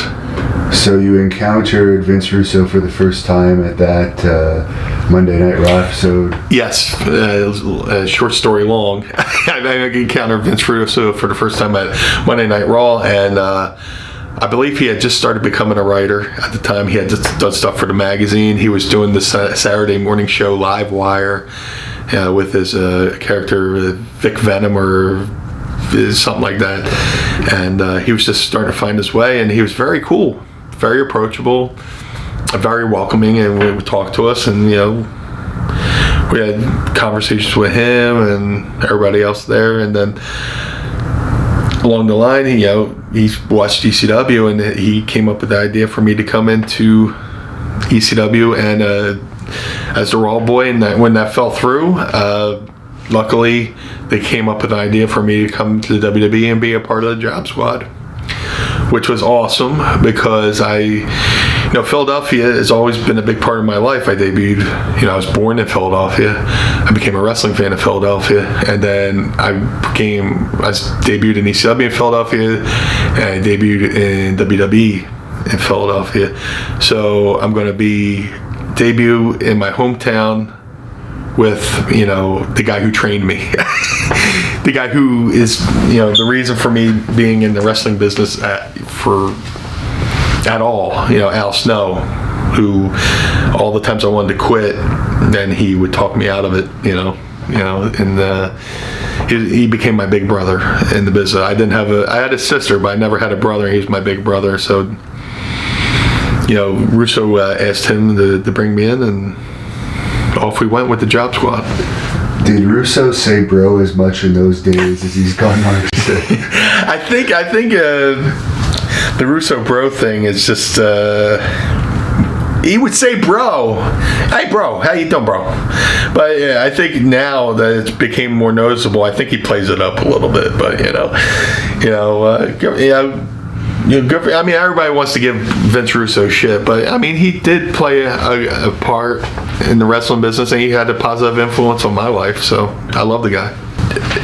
Vince Russo and Vince McMahon was like Reese's peanut butter cups. The chocolate and the peanut butter, they worked well together, and they might work separate, but when Vince Russo had the Vince McMahon filter to reconfigure his idea, that's when it worked out the best. And Vince Russo, like I'm saying, he's a very smart guy, very bright guy, but when he had that Vince McMahon governor on him, probably when some of his ideas worked the best. Because I got to say, I didn't watch the Russo era of WCW. I didn't watch TNA, when Russo was there, but And you did an angle with Ken Shamrock and Ryan Shamrock. How did you enjoy that angle? That was great. I'd become paired with. At first, I was feuding with Goldust as Blue Dust. And then we became paired up because we're two colorful characters. No pun intended, him being gold, me being blue.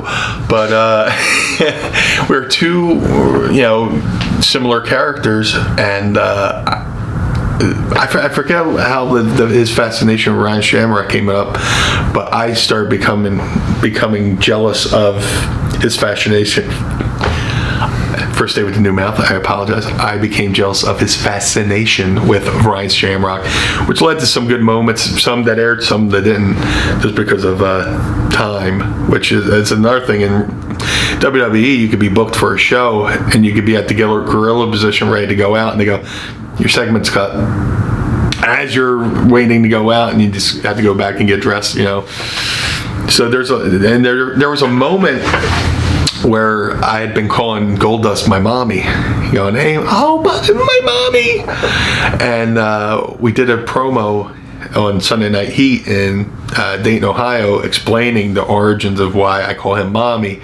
He's like, anybody could be a good father. There's been great fathers throughout the history of the world.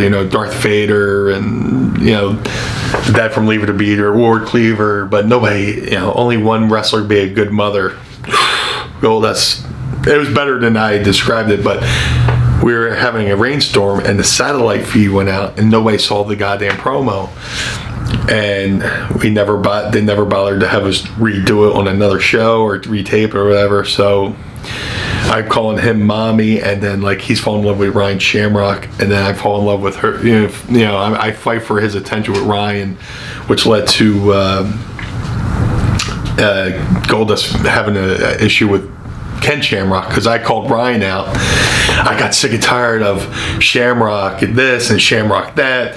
and everybody's thinking I'm calling out Ken Shamrock, and out comes Ryan, and we have our face off, and I'm go to Spanker, but then Ken gets me, and which led to my only WrestleMania moment at WrestleMania 15 in my hometown of Philadelphia, Pennsylvania, and Ken's a good dude. Ken's a great guy.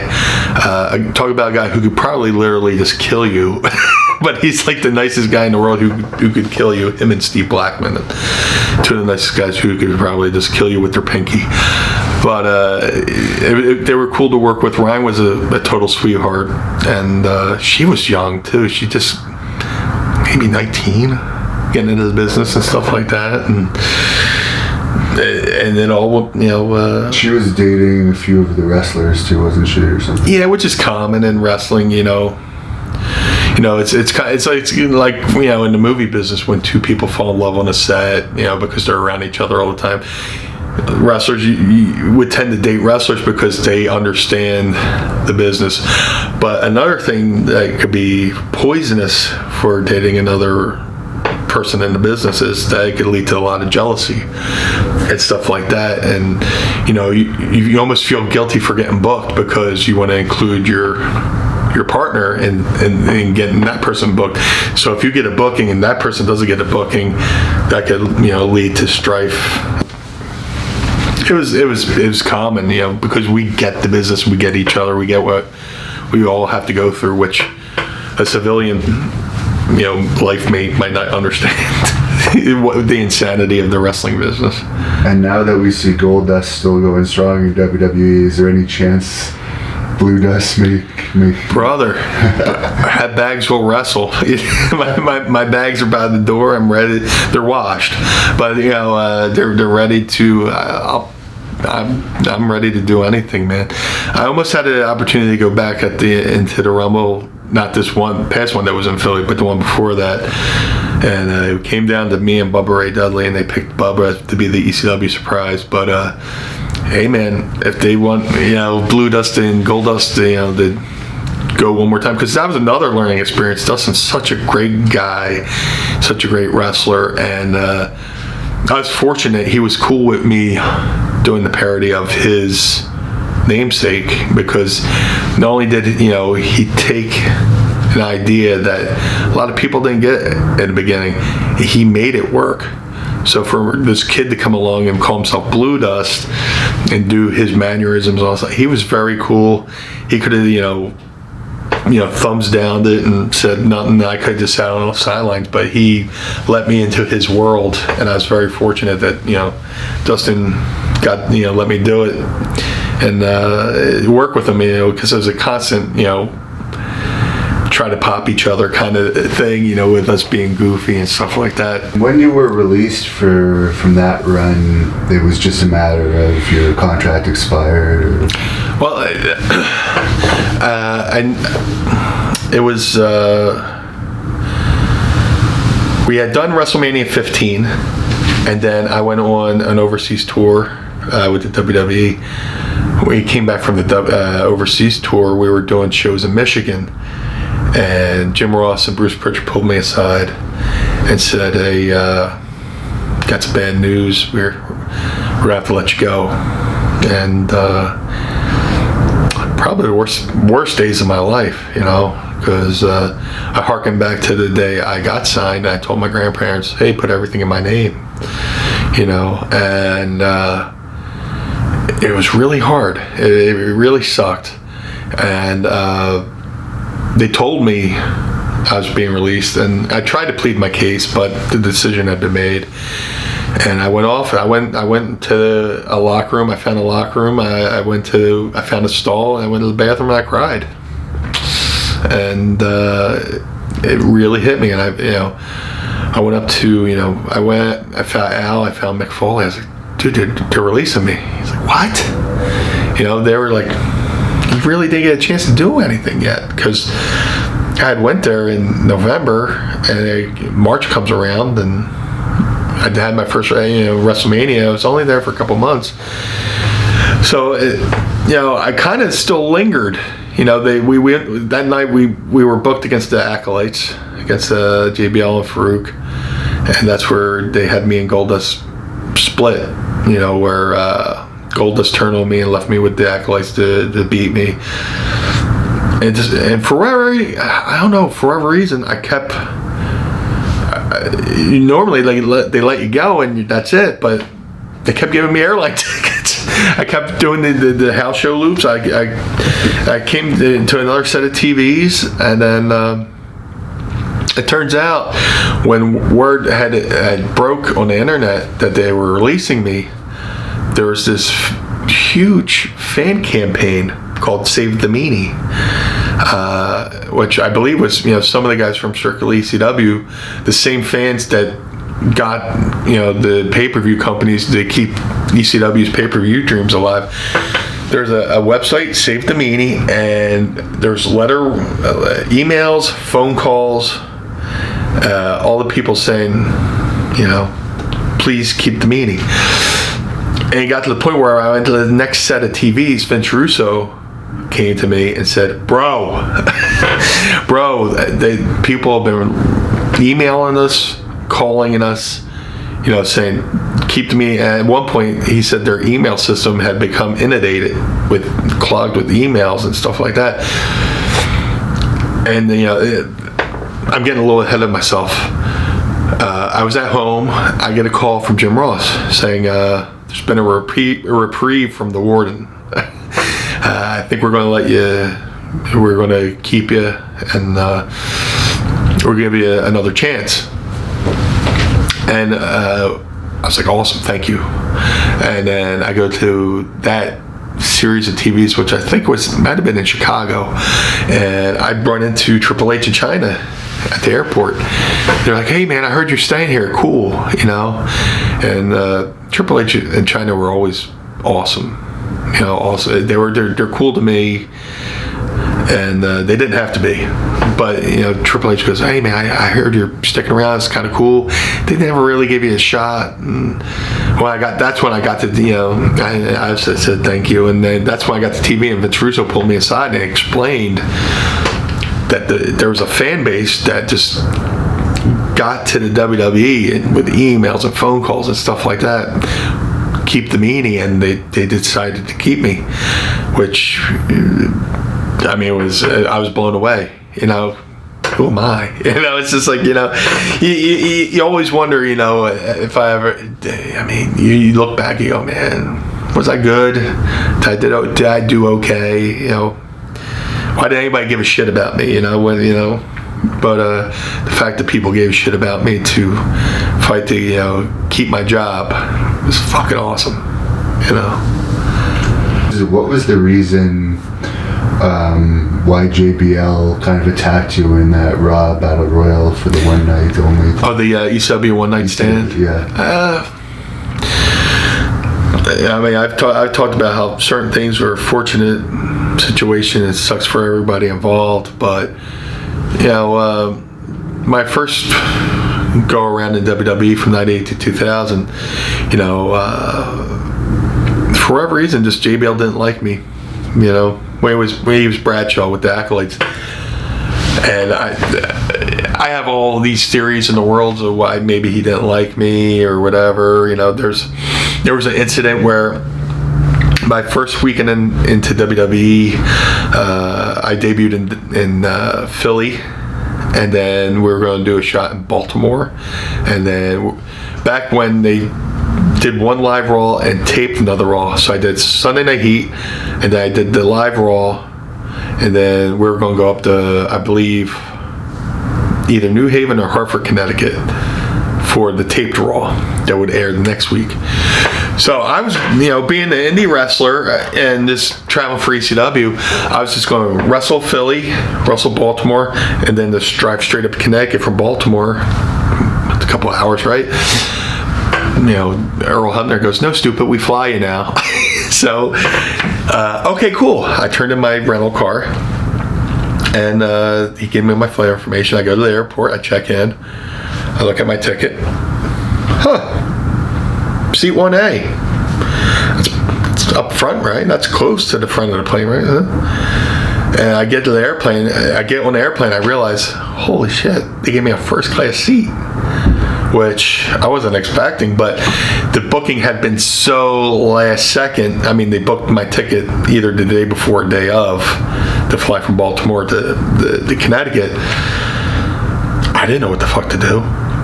And the moment I knew I was in trouble, I sit picture this, first class, first row of seating, blue Meanie, big boss man, across the aisle, Shawn Michaels, right? One of these things is not like the other, you know. So I'm sitting there, and guys are coming on the plane, and they're like looking at me. I'm like, oh, you know, they're like, you know, looking at me like shocked that I'm sitting in first class. But the moment I knew I was in trouble, McFoley goes, "Oh, Meanie, no." What, Mick? What? Oh, no, Meanie. Oh, he's like, you know, this look of concern. I was like, "Take me with you, Mick. Take me with you. Put me in your bag. Let me hide." You know. So the flight's going on, and you know, I'm just feeling it. You know, my face is red. My tongue is getting fat. Like I'm just like, oh no. I just want, if there was a window next to me, I would sort of open it and done the Nestea plunge out, like, see you later. And from the back, you hear a voice boom out, "Why the fuck is the blue Meanie in first class?" And I just wanted to shrink and die. I was like, oh my God. So I get off the plane, go to baggage claim. Everybody's giving me the eye. Everybody's like, Mark Henry goes, "You fucked up, man." I'm like, "I'm sorry." And then somebody finally went, "Hey, man, if that happens again, next time get up and offer your seat to a vet." Shit, why couldn't somebody tell me that before I went and sat in first class? Because I had never really flown ECW. I'm driving everywhere, you know. You would drive from New Jersey to New Orleans, Louisiana. I'm not used to flying, so I get on my first booked wrestling flight, and it happens to be in first class. So I don't know if that rubs a few people the wrong way, because when we got to the TV, and I'm pleading my case in the car. It's me, Al Snow, Mick Foley, and Bob Holly. I was like, "Dude, how bad is it? Did I really fuck up? Is somebody gonna shit in my bag? Please don't let anybody shit in my bag." And Bob Holly's like, "I don't think people shit in bags anymore." I was like, "Oh, thank God for that." I was like, I truly didn't know, you know, and pleading my case, you know. And then we get to TV, and then I get summoned to a room, and it's Jerry Briscoe and Jack Lanza. They go, "Look, we understand you're new. This was a mistake. It won't happen again." I was like, "Absolutely." And Bob Holly was with me, and Bob Holly is awesome. He stood up. He said, "You know what? He didn't know it was a mistake," and he was just saying in the car how sorry he was and stuff like that. And but I don't know if that lingered on into the reason why maybe John didn't like me, or John had beef with me, or whatever. Yeah, that's why I kind of hate talking about the story again, because I don't want to open up old wounds, because eventually when the one night stand thing happened, unfortunately it's just what you're remembered for best. Yeah, I think it's just because it's a rare thing in that time frame for that to happen on such an event with a lot of viewers. So that hasn't happened since, to my knowledge, in the WWE. Right. And the weird thing is, it happened, right? And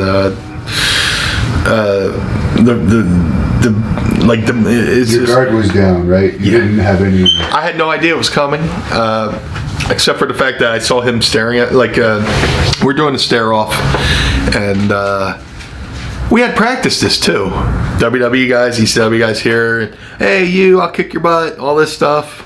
And I think I yelled at JBL, "I'll knock that cowboy hat off," or whatever. Something goofy. You know, we had something we had practiced.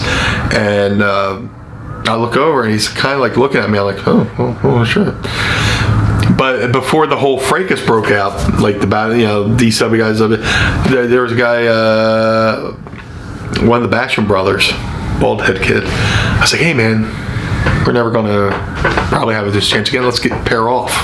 You know, go back and forth. You know, punch." So I'm, you know, the fracas breaks out. I'm looking for one of the Basham brothers. And 2 nights early before, Jeremy Borash had his version of an ECW reunion with the Hardcore Homecoming at the ECW Arena. And I got split open that night, hard way, back in my head, by Sandman. It was either a ladder or a chair. So much time has gone by, I forget which, I'd have to watch it. So I go to the hospital, I get like 8 staples right there. One night stand, the fracas breaks out, and John finds me, and while I'm paired off with somebody else, he punches me right where I got my staples 2 nights before. I don't know if he knew or whatever, but just by shit luck, hit me around there, and you watch me go, holy shit. Turn around, and he put my shirt over my face and started throwing live rounds. So I was like, fuck, like a hockey fight. Well, I ain't gonna take that. So I try to snatch a headlock, and if you're gonna fight somebody, try to bring them as close so their punches don't have as much range. So I bring them in, and I'm trying to throw live rounds. So somehow we got separated, and I get so much blood in my eyes. People don't realize when you get blood in your eyes, everything starts looking like a kaleidoscope, it's like a weird kaleidoscope effect. I'm trying to clear my eyes out, and guys are coming up to me like fucking Benoit walks up and goes, some people thought I bladed. I was like, I don't know him. And he went off with somebody. Tracy Smothers came up and I was like, fucking JBL. I'm telling you, everybody's coming up to him. Like, hey, he just shot on me. And if you watch the tape, Sandman goes over with the Singapore cane, grabs him, and Tracy Smothers goes up to him and gives him a couple live rounds, and Bubba pulls him out. So we get back to the gorilla position, which is right behind the curtain. Vince is there and a bunch of people. Johnny Ace comes up to me and goes, "Who said you could blade?" I was like, he shot on me. And I gave him the cliff notes of, he's never liked me, blah, blah, blah. Since my first time, blah, blah, blah. He never liked me. And, he's like, well, he apologized. Sorry, this unacceptable, stuff like that. And I also, it just occurred to me while I'm talking, when it had been released by WWE in 2000, I had done an interview with, I believe, either Mike Johnson or Buck Woodward for One Wrestling. I said, I enjoyed my time in WWE. I said, Bradshaw is a bully. That's all I said. And you know how the wrestling business is. When one person says something, it's like that game in school where you whisper something in somebody's ear, he turns around, whispers in him, and by the time it gets around the room, it's morphed into something different. So I probably said JBL or Bradshaw was a bully, and by the time it left my mouth, went through somebody else's ears and mouth, and got back to him, probably morphed into something that was totally not what I said. Because when I got back to the gorilla position, JBL comes up and goes, "You were talking about me on the internet." I was like, I'm so in shock. I'm trying to think, what the fuck did I say? And I was like, dude, what the fuck? This is a work. This business will work. We're not. I was totally shocked and stunned that had happened because. I call it, the thing that sucks is, after it happened, I went on, I kind of wrote a couple, blogs about it, what I was going through and how I thought it sucked. And some of the wrestlers actually kind of turned on me going, "Oh, well, you never worked stiff before?" I was like, "It's not working stiff. If somebody shot on me, I put my face out there. If you're hitting me full force, Stiff, you're not intending to injure the person. Right. You're going to feel it like a football tackle or something, but you're not trying to put the guy in the hospital. Right. But then this side of wrestling that was like, oh, Blue Meanie's a pussy, he can't work stiff. But then there's also faction, oh, Blue Meanie should probably sue the WWE and become a millionaire, which I still hear to this day. Like, I was at a show, an indie show, and I put my stuff at the merch table, and Mrs. Meanie was watching my stuff, and this wrestler who doesn't deserve to be named started talking shit about me right in front of her as if, like, she wasn't going to, Blue Meanie's a fucking idiot. He should have sued WWE. He should have sued WWF. He'd be a fucking millionaire now and not working these indies. I was like, oh, like you, asshole, you're working the indies too. And by the way, I was like, oh, great. So the guy comes back and I was like, oh yeah, I just got my royalty check from WWE the other day. It's kind of cool, cause like kind of let him know I fucking knew he was fucking talking shit about me. So I was like, fuck you, buddy. Get the crooked finger. But it was probably one of the most trying times of my life. I grew up severe asthmatic. I was in a hospital my whole childhood in the oxygen tent. That sucked, but to have something happen so publicly, and you're forever known about it, sucks. But, they brought me out for SmackDown. It's July 4th, 2005. A couple months right after that. And we went in the room and we talked about it. And, I show up to SmackDown and Johnny Ace goes, yeah, you're wrestling JBL tonight. I'm like, what? Yeah, you're going to do the moonsault, pin him 1, 2, 3. I was like, does John know this? Yeah, he's on board. I was like, oh man, I thought I was being set up. I thought this whole thing was a fucking sub. They flew me out to California for this whole thing. And John comes up and goes, you want to talk? I was like, sure. So if you've ever been to WWE TV, you see signage everywhere. Catering, seamstress, Vince's office. So I go, yeah, let's talk. So we're walking off, and we're walking to a part of the building where you're seeing fewer and fewer signs, and I'm like, oh man, where are we going? It's like if we walk into a room and there's plastic on the floor, I know it's a mob hit, I'm running, But we go in and me and John went in the room and he was like, he shuts the door behind him. I'm standing there like this. He goes, we could talk or we could fight. I was like, well, obviously I don't want to fucking fight you, John. And the thing is, the thing that also sucks is I was a fan of his, before I went to WWE, I was a fan of him. I loved the fucking cowboy thing he did and all that stuff. He reminded me of Stan Hansen, and I remember him from Global Wrestling. I always dug his deal. And then for that to happen, I said to him, I was like, hey man, this sucks. I was a fan of yours, and then you did this, and that. And I explained everything, and he said, you know what? I don't remember any of that, but I'm sorry. And he apologized. And he said, I loved ECW. I loved the whole ECW thing. That's why, I pitched to have guys like Axel and Balls come up here. He told me how he pitched to have Balls Mahoney and Axel out and come in and have some Sandman, some of the ECW guys come in and be used. And, I liked ECW. I was like, look, it's like we could get, we can go and make some money off this. I was like, all right, fuck. And we went and had the match, and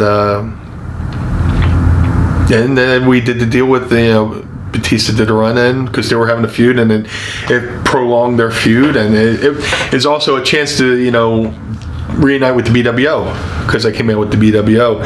And a lot of people don't know, prior to this whole JBL incident, Nova, Mike Bucci, who had been in talent relations, was pitching for me to come back because they were having Stevie go from Velocity to SmackDown.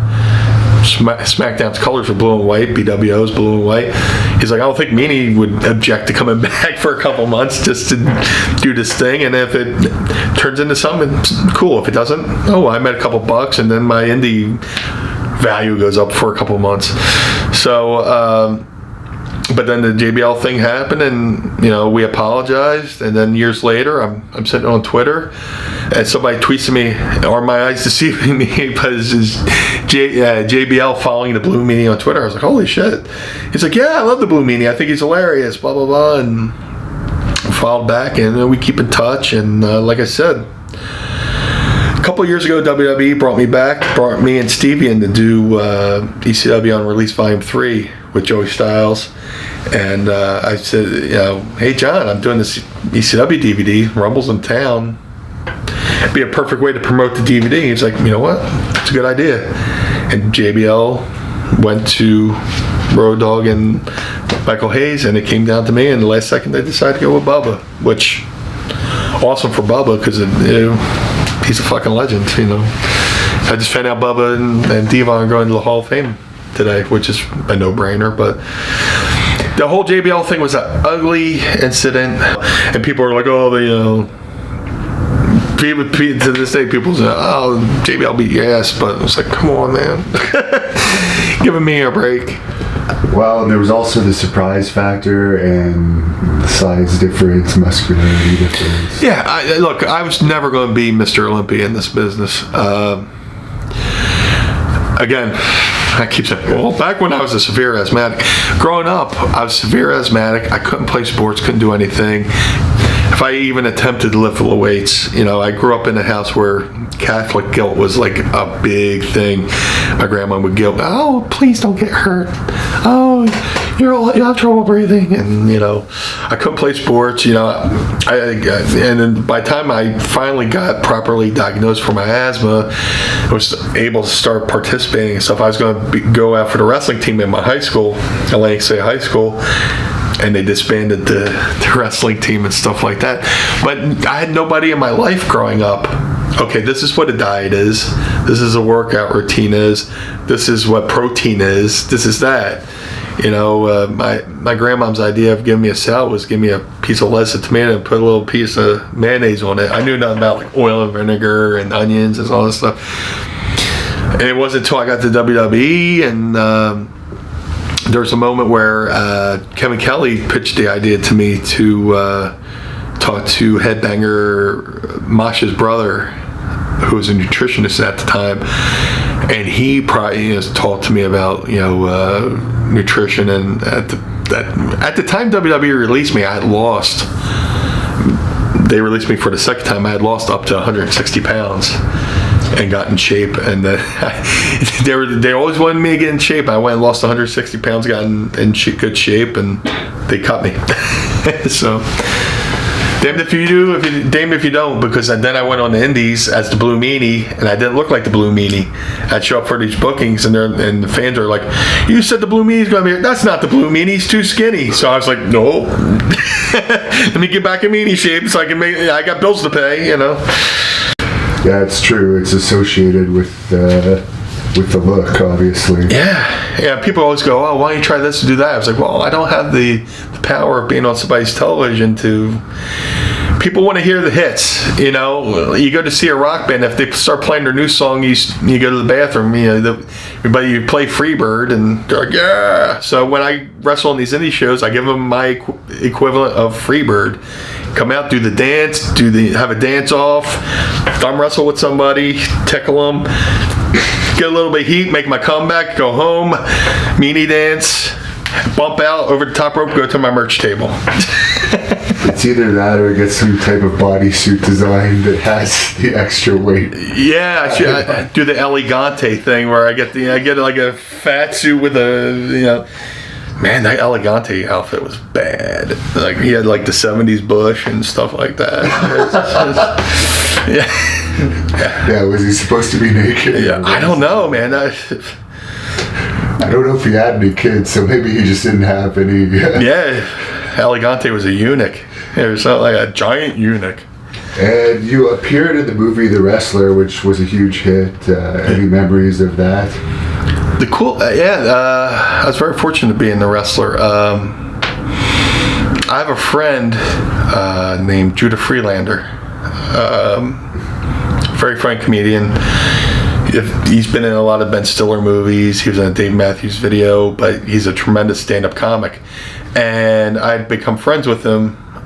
He used to go to ECW shows back in the day too. He would always go to the shows in New York and Trent, New Jersey and stuff like that. So Judah was like heavily into wrestling and kind of does it like a wrestling character in a stand-up. He's champion of the world champion. And he got cast in The Wrestler. So he hits me up on either Facebook or Twitter. "Hey man, can I give you a call?" I go, "Okay, cool." So I call him. He goes, "Hey man, I got this part in the movie The Wrestler." And I had heard chirpings about The Wrestler because originally it was supposed to be Nicolas Cage instead of Mickey Rourke. And the director, Darren Aronofsky, and Nicolas Cage showed up to Ring of Honor to see, I guess either to work out plans to use Ring of Honor for some of the filming scenes and stuff like that, and then they switched over to Mickey Rourke. But Judah had been casted to be a wrestling promoter in the movie. He's like, hey man, I got cast in the movie The Wrestler. I got cast to be a wrestling promoter. Can I ask you some questions for some research? Sure. I had run some shows. I had a promotion in 3PW, and I'd been on the other ends of a promoter either paying me or stiffing me or, stuff like that. So over 2 nights, we talked on the phone for a couple hours each night, and he's just asking me questions, and I'm telling him some, my opinion and some stories and stuff like that. So right before the second night, I was like, hey man, he's like, hey man, thank you so much. I was like, hey man, did any extras? I'm available. So he gave me a name and the contact, and I sent in my information. And then one random night, I get a phone call. Hey, this is so-and-so from the movie The Wrestler. We're filming at the arena tonight. You available? I was like, absolutely. So me and Mrs. Meanie run up the stairs in the bathroom. I threw some put a fresh coat of blue dye in my hair, and it was at the ECW Arena, which is like a 10-minute walk from my house. I walked down, and it was like walking into seeing the ECW Arena for Barely Legal, except, they got, the lights, and they got an array of tables with weapons and fake barbed wire. I was like, oh man, that would have came in handy back in the ECW days. But it was pretty cool. I showed up, signed in, and we went over the gist of the idea for the scene. The scene I'm in The Wrestlers, spoiler alert, where Mickey Rourke's character Randy Ram has his heart attack, which is one of the main focal points in the movie, where he decides whether he should be a wrestler or retire and stuff like that. So talked to Darren Aronofsky for a little bit, gave me the gist of the scene, and we filmed it like 2 or 3 times just straight through.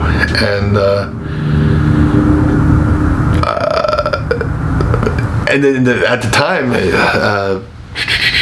brain fart.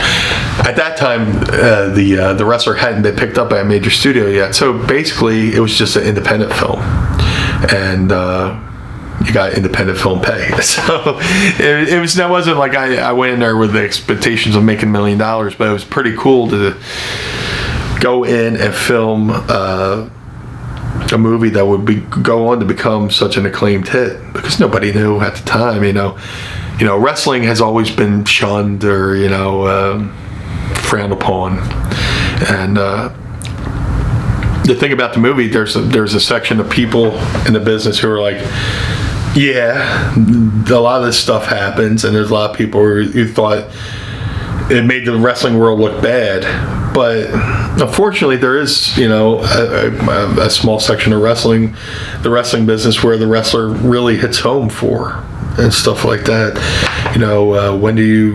When's a good time to decide to, hang it up, or, live off your past glory or stuff like that, or why do some of the things you do to, wrestle with like some of the crazy shit like barbed wire and glass and all that stuff like that. But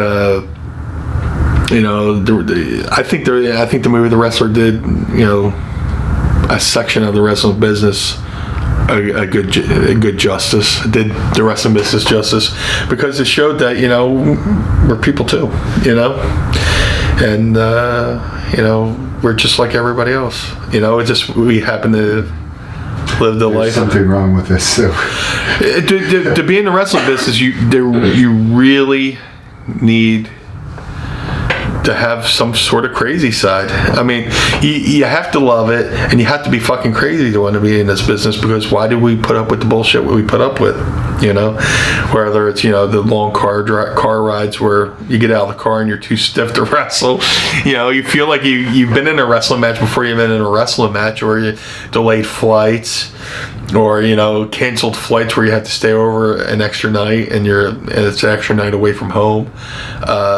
People say, like you said, people have said good things about me, but there's times where the wrestling business has turned me into kind of a jerk, where you're just like, you're on the road 3 weeks at a time, and you get home for like 2 days, and you go back out for another set of days, and there'd be periods of times where I would come home off the road and I didn't know what to do with being at home, so I'd go and stay at a hotel room in my hometown, 10 minutes from my house, because I didn't know how to, it's like kind of like the movie Shawshank Redemption, when they leave Shawshank, what do I do with my life now? I've been used to this life for so long. And in a lot of ways, The Wrestler was like the movie Shawshank Redemption. What do you do? I mean, the doctor goes to call him by his shoot name. He's like, no, call me Randy. There's some people who are like that. Just the wrestling business could be a beautiful thing and it could be a cruel thing. But I've been fortunate enough to find my peace in it, and hopefully make my mark in it and do something. I got to be the comic relief in a world where everybody wanted to be the badass. Because growing up, my three loves were music, wrestling, and comedy. I loved George Carlin and I loved Ric Flair.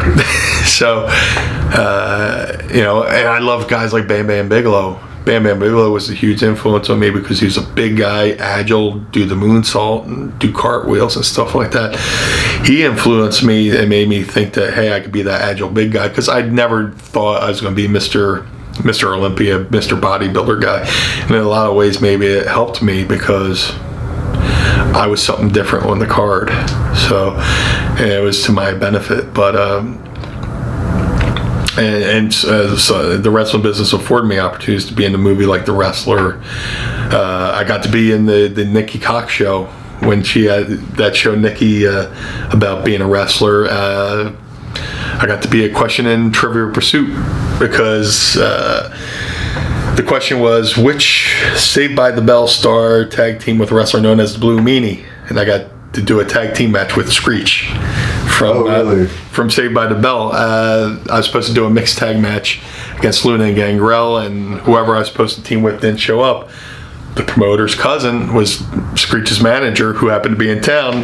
And 2 hours before our match, I had to teach Screech how to wrestle. And I basically just stood in the apron while Luna beat the shit out of him. He is a trained wrestler now, though, isn't he, from that celebrity wrestling show? Yes, I forgot about that. Yeah. Dustin Diamond was a cool dude. But so the fact that I got to teach Screech, the ins and outs for like 2 seconds to have a match, which was after a minor league hockey team where they lowered the ring onto the ice. So like they had this hockey match and then they lowered the ring down and then they have a couple wrestling matches, and here I am in a ring in Milwaukee, Wisconsin with Screech as my tag partner against Luna and Gangrel, and then a couple years later it's part of Trivial Pursuit, the 90s edition, which is... The wrestling business is weird, man. It's fucking weird. And I hope to interview Screech one day on a side note. Yes. As well as the whole Saved by the Bell cast. That's what my goals. And what are you up to now? You have a Pro Wrestling Tees site. You're a wrestling trainer, I believe. One of the cool things I get to do is, when I first got into the wrestling business, Al trained me, and along the way, after my training, a lot of people helped me along the way. So what I'm trying to do is help other people along the way. And, I've done a few things in the business and been, through a lot of different things, and hopefully I can pass on my experiences on to other people. I help out at the world famous Monster Factory, which is now owned by Danny Cage, who took it over from Larry Sharp when Larry decided he didn't want to put up with it anymore. So running a wrestling school is almost like running wrestling shows. You got to chase people for money, and you're paying all this money for guys who half want to do it or whatever. But the Monster Factory has a good thing going on now. They're still in Paulsboro. We got a couple kids in Ring of Honor. We got a kid in NXT. We just helped train Matt Riddle from UFC, who's doing great things. We got Punishment Martinez, who's in Ring of Honor. He's about to make a run for the Ring of Honor World Heavyweight title. We got a tag team called Coast to Coast. They're great. They're doing great things, and it's such a great group of. It's me, Danny Cage, Punish Martinez, and Bill Walsh from ECW, who are the trainers there. And one of our trainers, QT Marshall, went and opened up a satellite school down in Georgia called a One Fall Wrestling Academy. So it's just a concerted effort to help try to keep certain things in this wrestling business alive, certain traditions, certain mindsets, and stuff like that. And I might not get in there and teach you how to take a body slam or bump, but I'll get in there and tell you ways to try to channel your inner character, because the Blue Meanie character was supposed to be the Blue Meanie from the movie The Yellow Submarine, but it morphed into just Brian Heffron with the volume turned up. So I got that going on. I'm still doing independent dates. I do a lot of conventions. I just did an Icons of Wrestling convention here in Philadelphia. I try to be as active on social media as possible. You can follow me at Twitter at Blue Meanie BWO. I'm on Instagram at Blue Meanie BWO. If you would like to support me in any way, if you're kind enough, I have Pro Wrestling Tees at prowrestlingtees.com/Blue Meanie, where you can get the original BWO shirt, or you get my own Spectrum Wrestling shirt, which I helped design. Because in wrestling, there's our niche. There's Pro Wrestling Tees for wrestlers, which has all the cool T-shirts. In Philly, we have a lot of shirts, for Philly sports. There's always a shirt for Spectrum, basketball, hockey. I was like, nobody's ever done wrestling, and that's such a big thing for this area. So Spectrum Wrestling, but I know I'm going off on a tangent here, but if you're kind enough to follow me on social media, kind enough to visit my Pro Wrestling Tees page, and just say hello to me on social media. I try to be as active as possible, because I'm a fan just like you guys. I just happen to be on the other side of the curtain. Well, fortunate enough to be on the other side of the curtain. And if they want to book you, that's through your Facebook, or is there Facebook, Twitter, or you can reach me through Bill Behrens at showbiz@aol.com, and he helps book the Meanie.